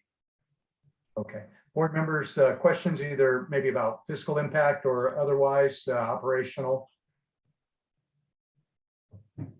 Yeah, I guess that were we planning on doing this before? Was this part of the budget, or this is a?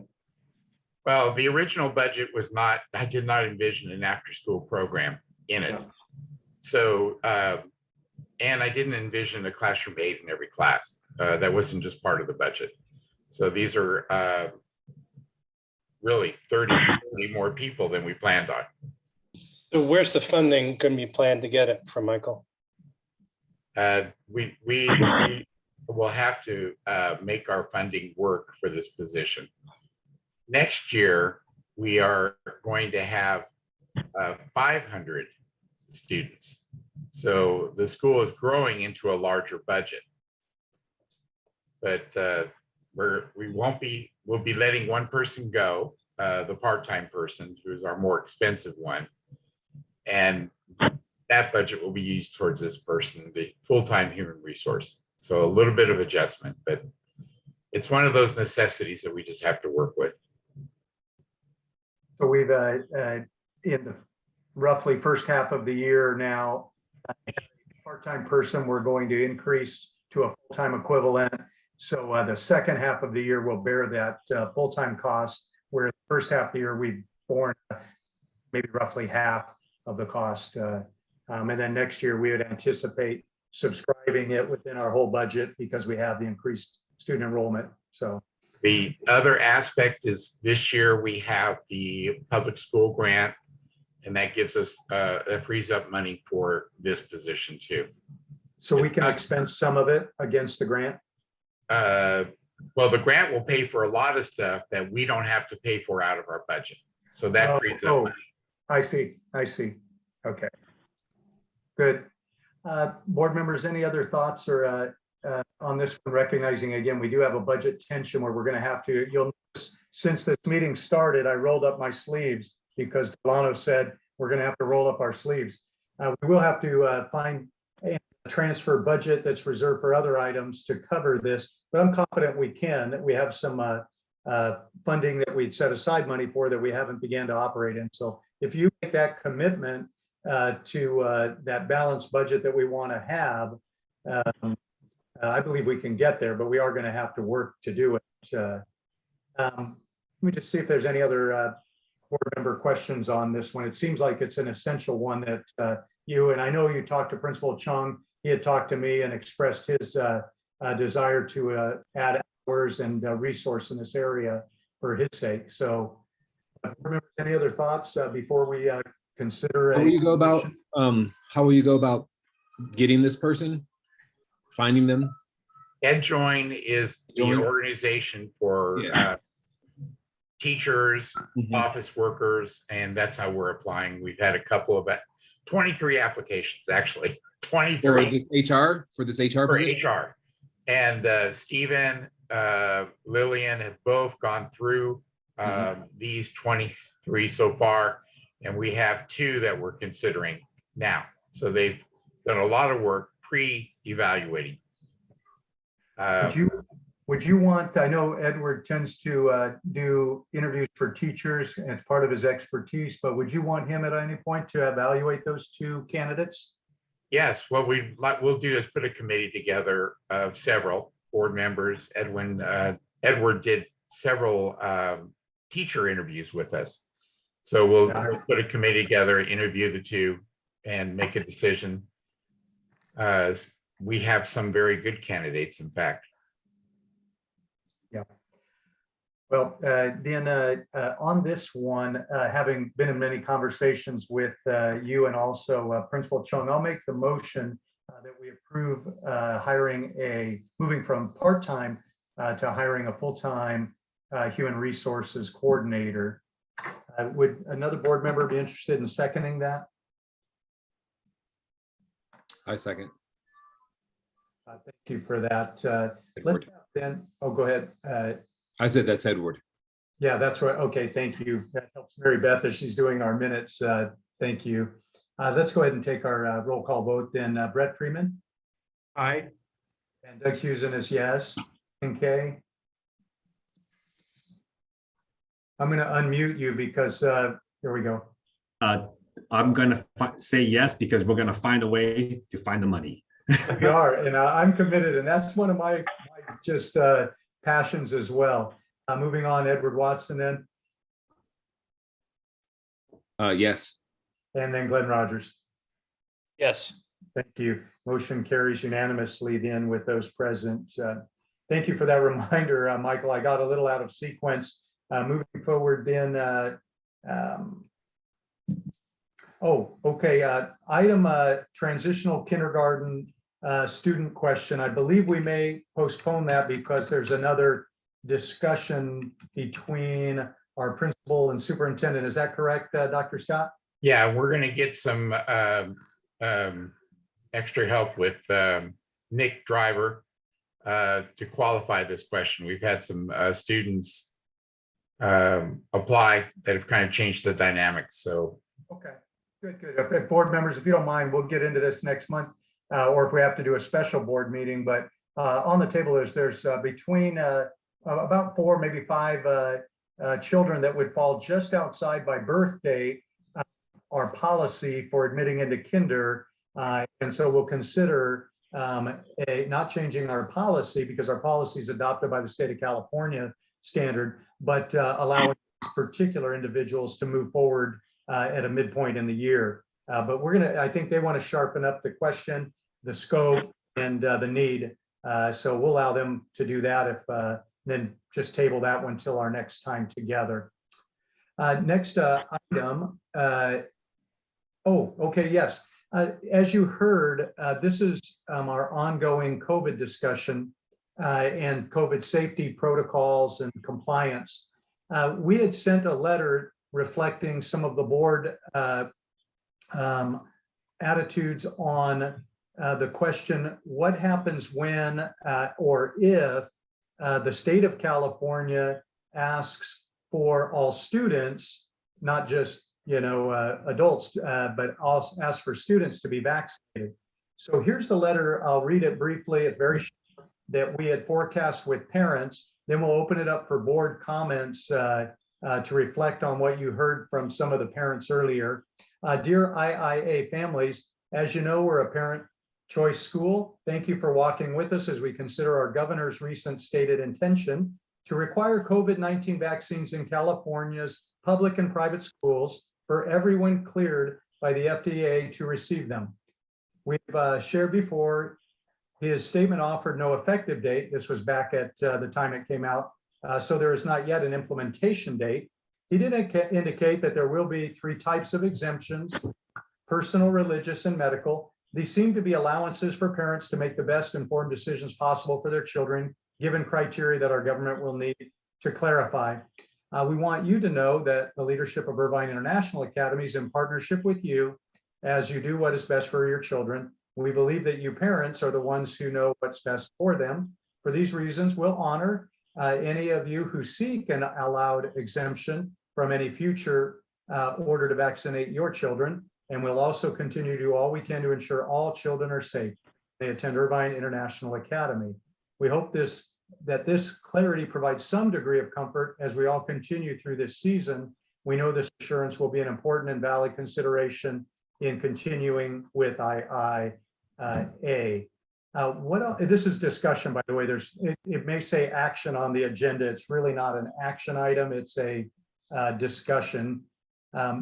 I'll tee it off and then ask for comments from board, especially in reflection of your being a parent or hearing. But mine is anecdotal. I was with a parent of another, had 3 children in another school. And she said, as soon as the CDC approved for vaccinations for her children, which they fit the age category, she said, I immediately had my 2 oldest immunized with the first, I don't know if it's a multi-round, but she just said immunized. And I said, don't you have 3 children? She said, yes, my 3rd has a particular medical condition, and I'm not deciding on that one yet. And I thought, oh, that's a good case study for maybe what we might encounter. And so, of course, our indicated we're going to follow the state guidelines to be legal. But if there's some legal exemptions, our letter forecasts that parents are confident if they have a legal exemption, we'd recognize it. But board members, would you share some of your thoughts? Because this will be a conversation that occurs even as it has, I believe, month after month until this is long in the rearview mirror, but right now it's right in the windshield.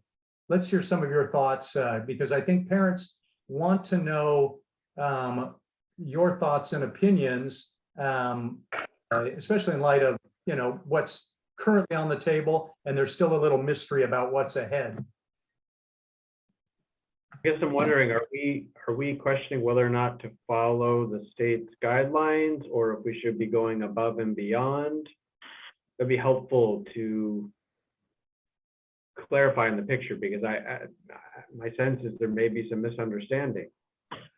I think you're onto something, because in our discussions prior as a board, we've always said we're going to follow the county health officer of Orange County. They give us our primary guidelines, but we're also looking to any state guidelines so that we stay in compliance. So nothing's changed in that. We expect to be fully legally compliant.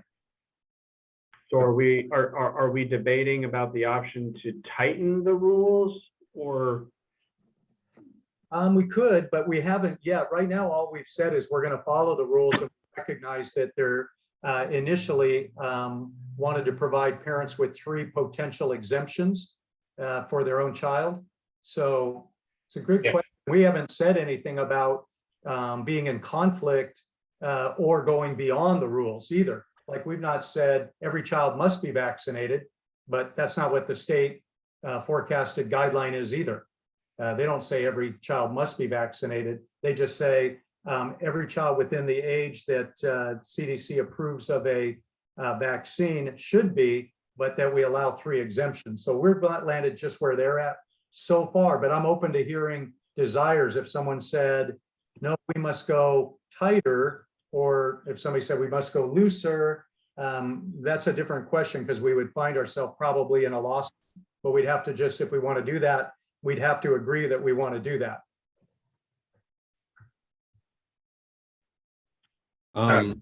If you don't mind, I just want to clarify for Brett.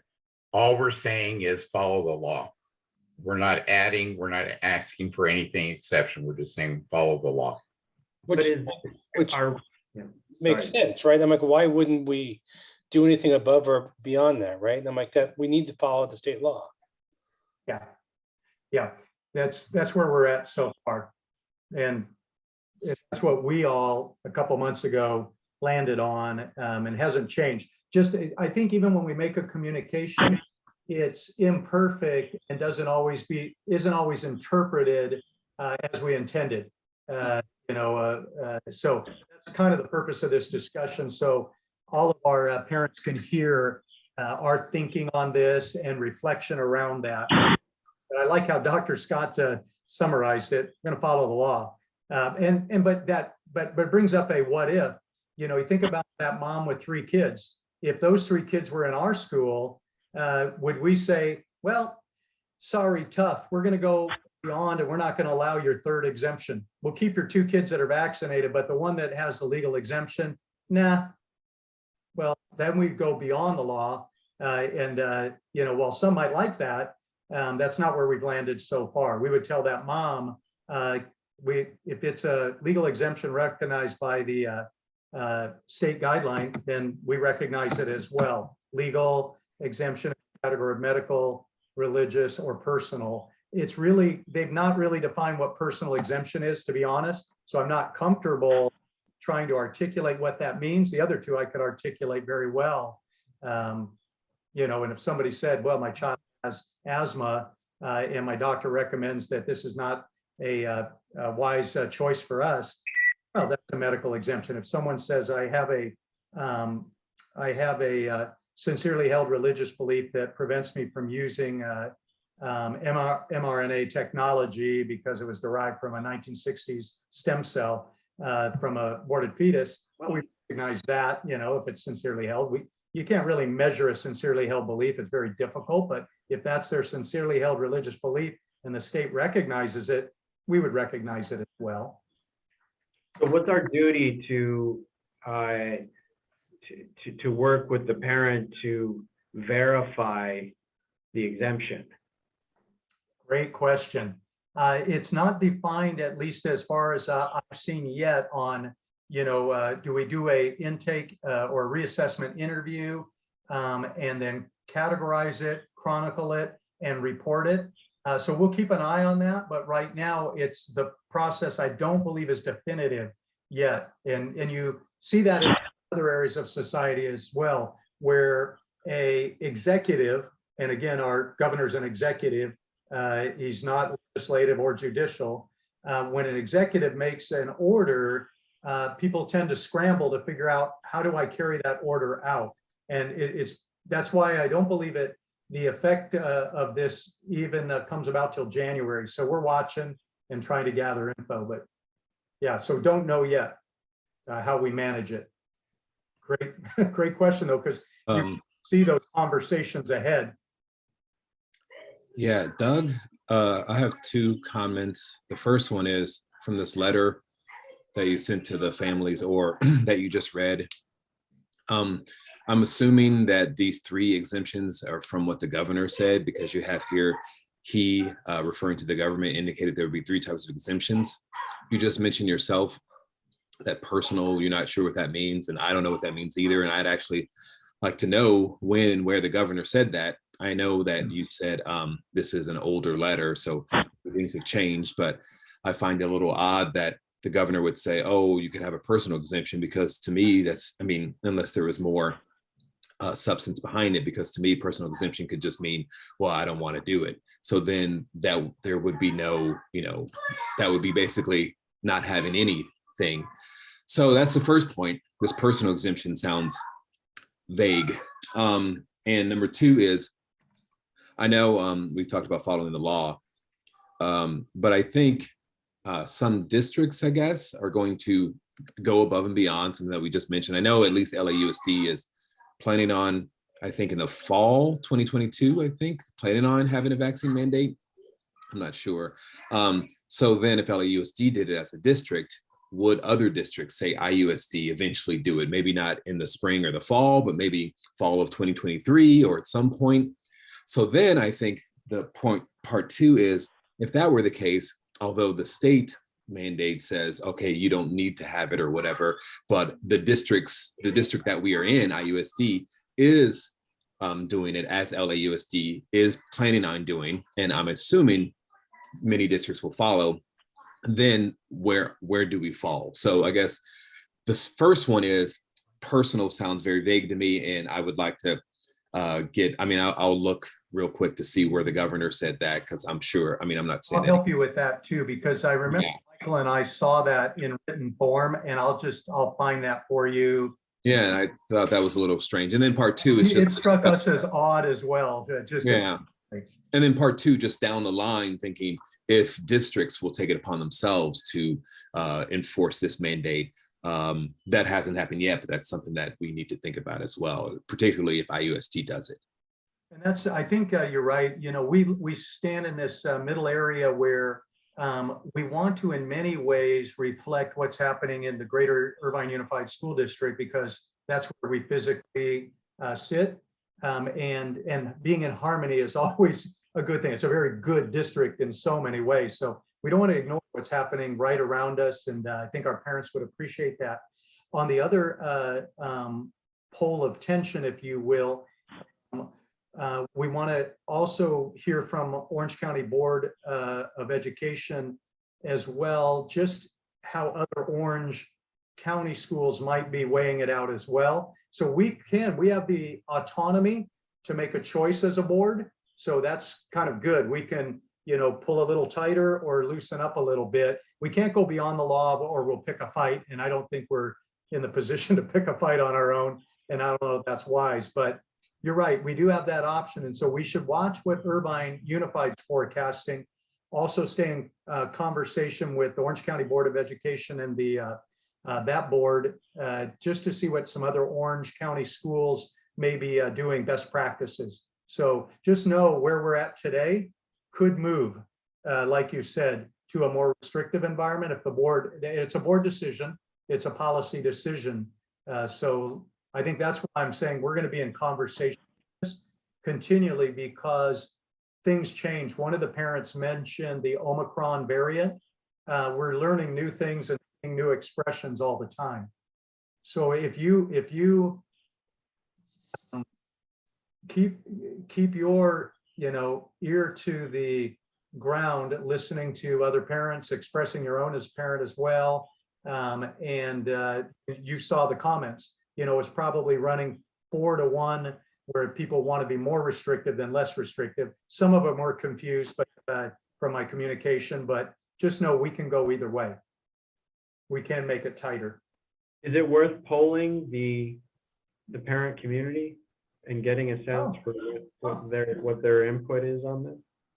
Yeah, it is a great idea. Board members, what are your thoughts on that? I'm not opposed to it at all. And again, I look to this board and there's quite a bit of wisdom on the board, but I'm just thinking from the other perspective. If I were a parent, I think I would appreciate the opportunity to respond to a poll and express my opinion, knowing that not always majority wins. It's not that we're not, but we are truly interested, and I am.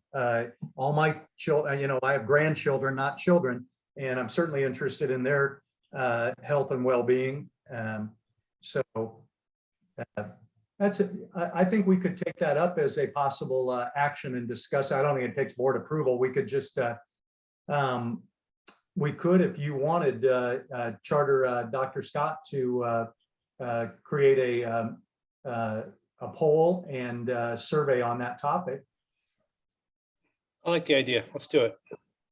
Yeah, I like it too, but I'm not quite sure we would need to do it anytime soon, right? I mean, there's not going to be any mandates in the spring for the spring semester for January.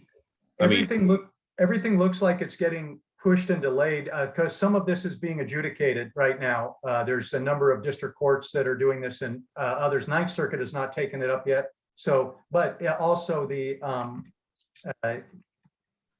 it's kind of a moving target.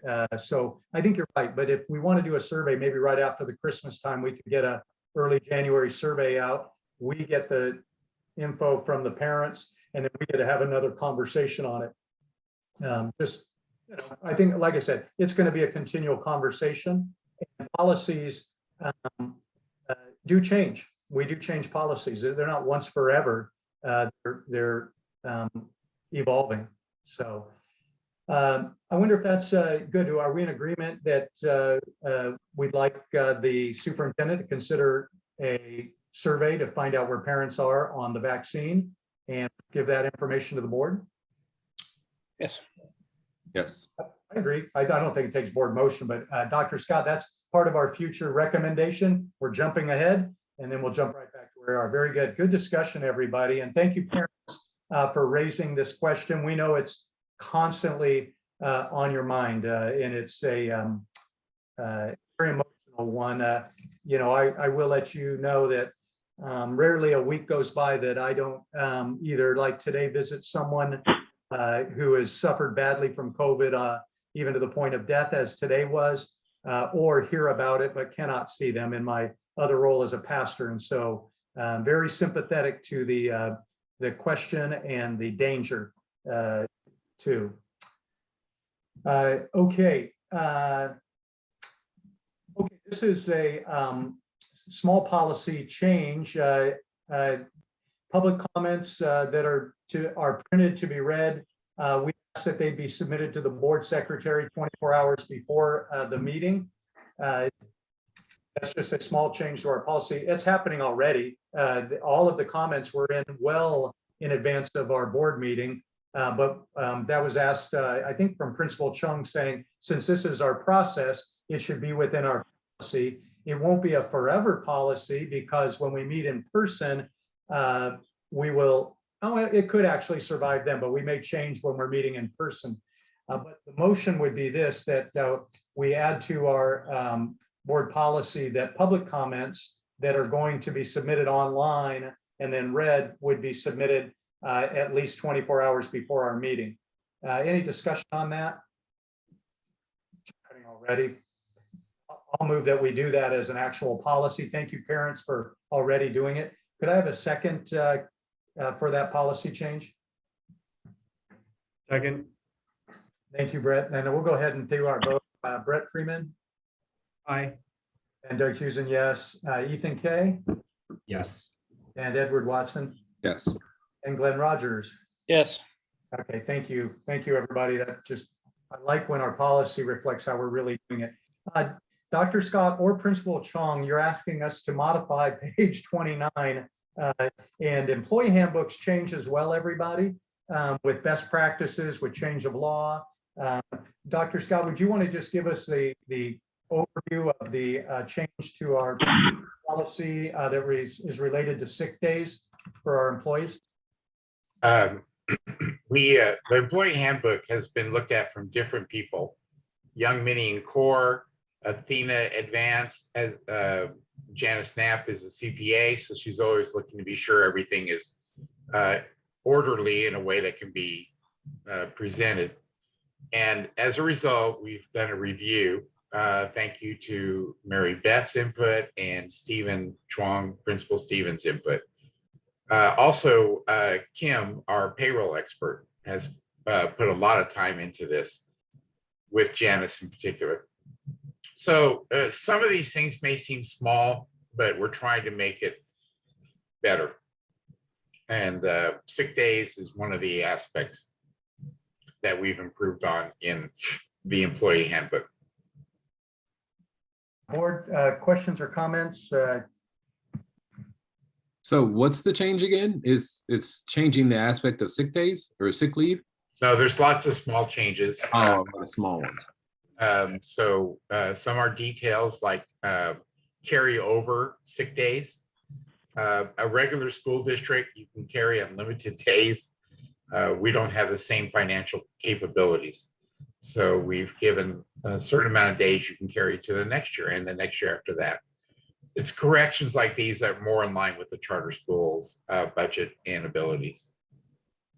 And there's others, but it's in the employee handbook that we sent. We've crossed through some things and underlined additions. Just a general question on the employee handbook. I was wondering, the inputs of the handbook are really coming from, is there a committee or one? Who puts together what goes into the handbook? Originally, they have comes from Young Mini and Core. They look at all the legal changes that come out, and they produce a handbook for charter schools. But Athena Advanced has said, well, here's some areas that need to be addressed anyway that are not covered just as a legal yes or no. And I'm sorry, I call her Kim, but Stephen maybe can help me pronounce her full name, Chinese name. Kim is a retired expert from the junior college system in payroll and in many of these items that are necessary, and her input. So Janice, Kim, myself, Lillian has spent our human resource person. The four of us, Stephen has given a lot of input as well, but it's been the four of us working on it to revise. Okay. Michael, does this have to go to the board for approval? Yes, because it's policy. So we had a teacher that said she was sick. And so it was like, okay, well, if you're sick over so many days, you need to go to a doctor and give us a note. So it creates policies.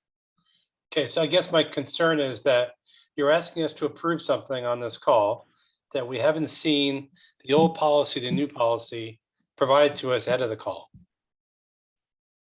Mary Beth, I thought we provided that too. We provided. Or I didn't see it, right? Because I haven't seen an updated handbook that has the updated changes, the change logs to it. Well, I have something, but it's difficult to know whether or not, or what the changes really are in it, if that makes sense. I got the handbook, but it's difficult to know what's the old and what's the new.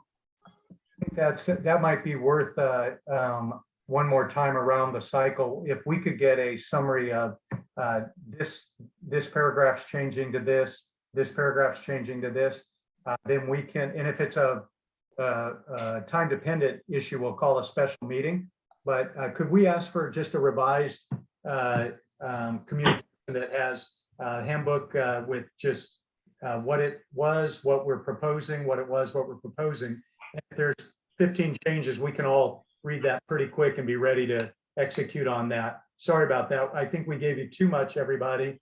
But if we could summarize it down, I've been on some other boards where it gets real granular like that, and it's really helpful because then we can just look and go, okay, I totally comprehend it. I know what I'm approving. Is Okay. it intended at all? Mary Beth, I just want to confirm though, everybody was sent a copy of the handbook, correct? Yes, Yeah. but we could provide a sheet with all the changes that were made for the Okay, next let's time. give us one more time around. If it's not, a barn burner, let's approve in January and we all get a chance to review that again. Okay. Because parts of it, but if I had to articulate all 9 or 10 changes, I'd be a little weak. And I want to be like Glenn, being very strong, knowing what I'm approving. But thank you. That'll be fine. Appreciate the grace on it. Great. Last 3 items are very similar. And thank you, board members. Thank you, parents, for going so long with us. But board members, the last 3 are similar in the sense that these are committee formations. We're looking for a lead on each of them in the same way that Ethan Kay has taken the lead with the Finance Committee. I know, Glenn, you participate in governance and others. You could be a lead on these. And of course, you'll always have support from the staff. But here's the next one. We're looking to form a school site council, an advisory body to give input to administration and help with the future infrastructure plans. This is a required requirement of our school petition. And what I'm looking for is a board member who would be willing for the remainder of this school year to lead that. It would really be leading the formation of it. We probably would get a little work done this year, but really it would be getting the team together with the help of the PTO. Dr. Scott, would you want to comment at all on what a little more about what this is, or would board members like to discuss this at all? And we're talking about the school site council, correct? School site council. Okay, so it's composed of 10 individuals. 5 are elected parents. So we'll work with the PTO to determine the 5 elected parents. There will be teachers on this. Sometimes the teachers feel they need a voice to share. It's an advisory committee to help give direction. Stephen, the principals are always on the school site council. One from the classified staff will be on it. So it creates a panel meeting at least monthly to help give directions. And it also is an opportunity for people that feel that they want to be more involved in the school and help give directions. That's great. And oftentimes that helps the board with certain bubbling up priorities from that infrastructure perspective. This type of thing could have come up through different ways. It could have come up through the idea of doors in the school could have come up through facilities channel to us, or it could have come like it did through principal and parent channels, or through a school site committee. So here's the question. Is there a board member that says, yeah, I would like to be part of the formation of that, recognizing PTO will populate it with your... I think I'd be interested in that, Doug. I would love it if you would take the lead on that, and your involvement already in proximity. Anybody else think, oh, wow, that was the one I really wanted? Or would everybody agree that that would be a great one for Edward to just really shore up for us this year? Great, Fred. I think Great. A perfect role for Edward.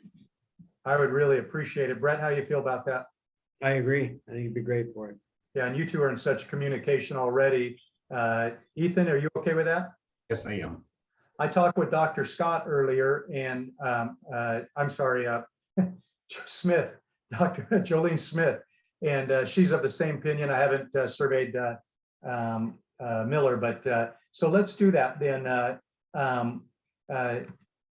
I'll motion that we appoint Edward Watson then as the chair of that committee. The school site council, it's really a council, it's more than a committee, it's a charter required function. Would someone be willing to second that motion? I second it, Doug. Thank you, Glenn. Let's go ahead then and we'll do our vote. Brett Freeman Aye. and Doug Husen is a yes. Ethan Kay. Yes.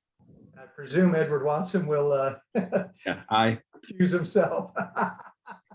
Oh, you already said you want to do it? And then Glenn Rogers. Yes. It's so unanimous. Thank you. And Dr. Scott will give you some guidance on that, and I'm always available as well. And I'd like for him to provide you the charter language on that, so you really know what you're shooting for from the charter. That's great. Okay, next to the last item then is Facilities Committee. Formation of this committee will determine what the school will need in terms of facility, lease agreements, door construction, and especially as we anticipate both not only in numbers at the lower grades, as if we begin to add any higher grades, the Facilities Committee will inform and work with the superintendent. In this group, is anyone leaning toward that for this remainder of the school calendar year?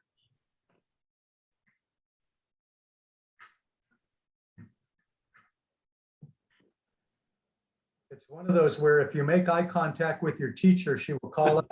Don't worry, my camera's down here anyway, so I feel like I'm not looking at anybody. If no one's sure on this one, it's not a showstopper. I think Dr. Scott can continue to assemble the parts of it. Really, we don't want to enact it till we have a board member leader as well. So I'm not panicked or worried in any way. And it's one that I might consider myself, but I always like to defer if I can to anyone else. Anyone else feel at this time they want to do that? Ethan, are you sensing that? Yep, Doug, I will ask. I presume this is going to be for it's a 1-year term, correct? Only till the end of this school year, then all can be re-upped. Yeah. So come around to June, you can hand it off. And it's very possible, Edward Watson and I have talked about the need for other board members at some point. It would be one really great one where a person emerges and lo and behold, they have some background or interest in that. I will go ahead and lead I will give technology. Let's hear from others too. And so go ahead, Edward. I was just going to say, hopefully from one of these committees, the school site council or one of these councils, or the finance council, or I know we just got a parent now on the financial one with Ethan and Delano. Just hopefully from one of these, we'll be able to, find someone to join us on the board full time. I think so. And so let's, I'll make a motion that we have Ethan take the lead for this school year with the anticipation that he's graciously doing it and may look for someone for the following year. Would someone be willing to second that motion? I'll second it. Thank you, Glenn. It was like a tie between you and Brett. So I'll ask Brett, you in favor? Aye. And Doug Husen's in favor. And Ethan, you're going to probably sit out on this one. Edward Watson? Aye. And Glenn Rogers? Aye. Okay, and unanimous with Ethan taking that role. Technology Committee, the formation of this committee will consist of a board member, Principal Chong, and that's optional, but I think we should rely on his technical background, his technology background. And I think that would be wise. And then 2 to 3 parents, and the focus could be things like the use of the funds that we have for the federal grant. Man, this could be one where you might go recruit Anne, who helped us get the grant. I think I'm saying her name wrong, right? Miss Lung. And you might grab a couple of parents as well that have an interest in classroom technology. Could have a teacher who's tech savvy and understands technology in the classroom. Is there someone who has a leaning toward this one for technology? Brett, wonderful. And again, boy, you'll learn a lot. You'll learn the current state of technology and education. It's a fun area, and certainly you're going to influence the purchases. How does the other board members feel about Brett taking the lead on that? That's awesome. Pretty good. Okay, then I'll make a motion that we appoint Brett the lead of the technology committee. And could I ask for a second on that? Ethan seconds. Thank you. And then let's do a roll call vote. Brett Freeman. Well, you're going to Recuse. yourself since you're being it. Doug Hewson says yes. Ethan Kay Ethan says yes. and Edward Watson Aye. and Glenn Rogers. Aye. Wonderful. Passes unanimously with Brett recusing. Great. Lastly, then we have board recommendations before adjournment. We did have the holdover recommendation that we gave earlier to Dr. Scott, at least one, and one was to conduct a survey of parents regarding the vaccination questions. Any other recommendations for Dr. Scott? I had just a comment on the employee handbook. It sounds like it originated from the law firm, and then we had some input from Athena Advanced, and then we've kind of built on that. I'm just wondering if because we have so many employees now, we have the 70 count, if we need more oversight or guidance on things that should or shouldn't, where we are now, whether that be through Nick or through some other channel. I think it's helpful to sort of follow whatever the best practices are, and I don't pretend to know that. I think you're onto something, and I see Dr. Scott nodding. You know, we get input from a legal perspective, Young Mini and Core, then operational from Athena, who deals with the back end of payroll and things like that. I have one thought on that. Dr. Jolene Smith has written complete handbooks before, not only employee handbooks, student handbooks, parent handbooks. I wonder, and obviously she's updating the one in her own school. She retires this year from her current duties at the school that she's the executive director of. She might be willing, and that would give us another third perspective, just looking at, did we miss anything? Is there a better way of saying something? Did we miss a benefit for an employee that would be easy to implement, but we just forgot it? What's your thoughts on this recommendation, Dr. Scott? I'd love to have her look at it. She'd be awesome. Great idea.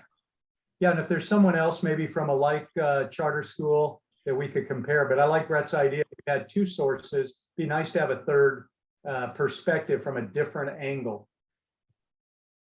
So, okay, well, we'll let you run with that recommendation. Any other recommendations? Well, as we get ready, oh, yes, please. Just a quick comment. I wanted to recognize the 20, is it 20 teachers that took the first aid course, Mary Beth? Yes, about 20. 20 of our staff members sat for several hours and took a first aid course to be prepared to help any child, including both of our custodians.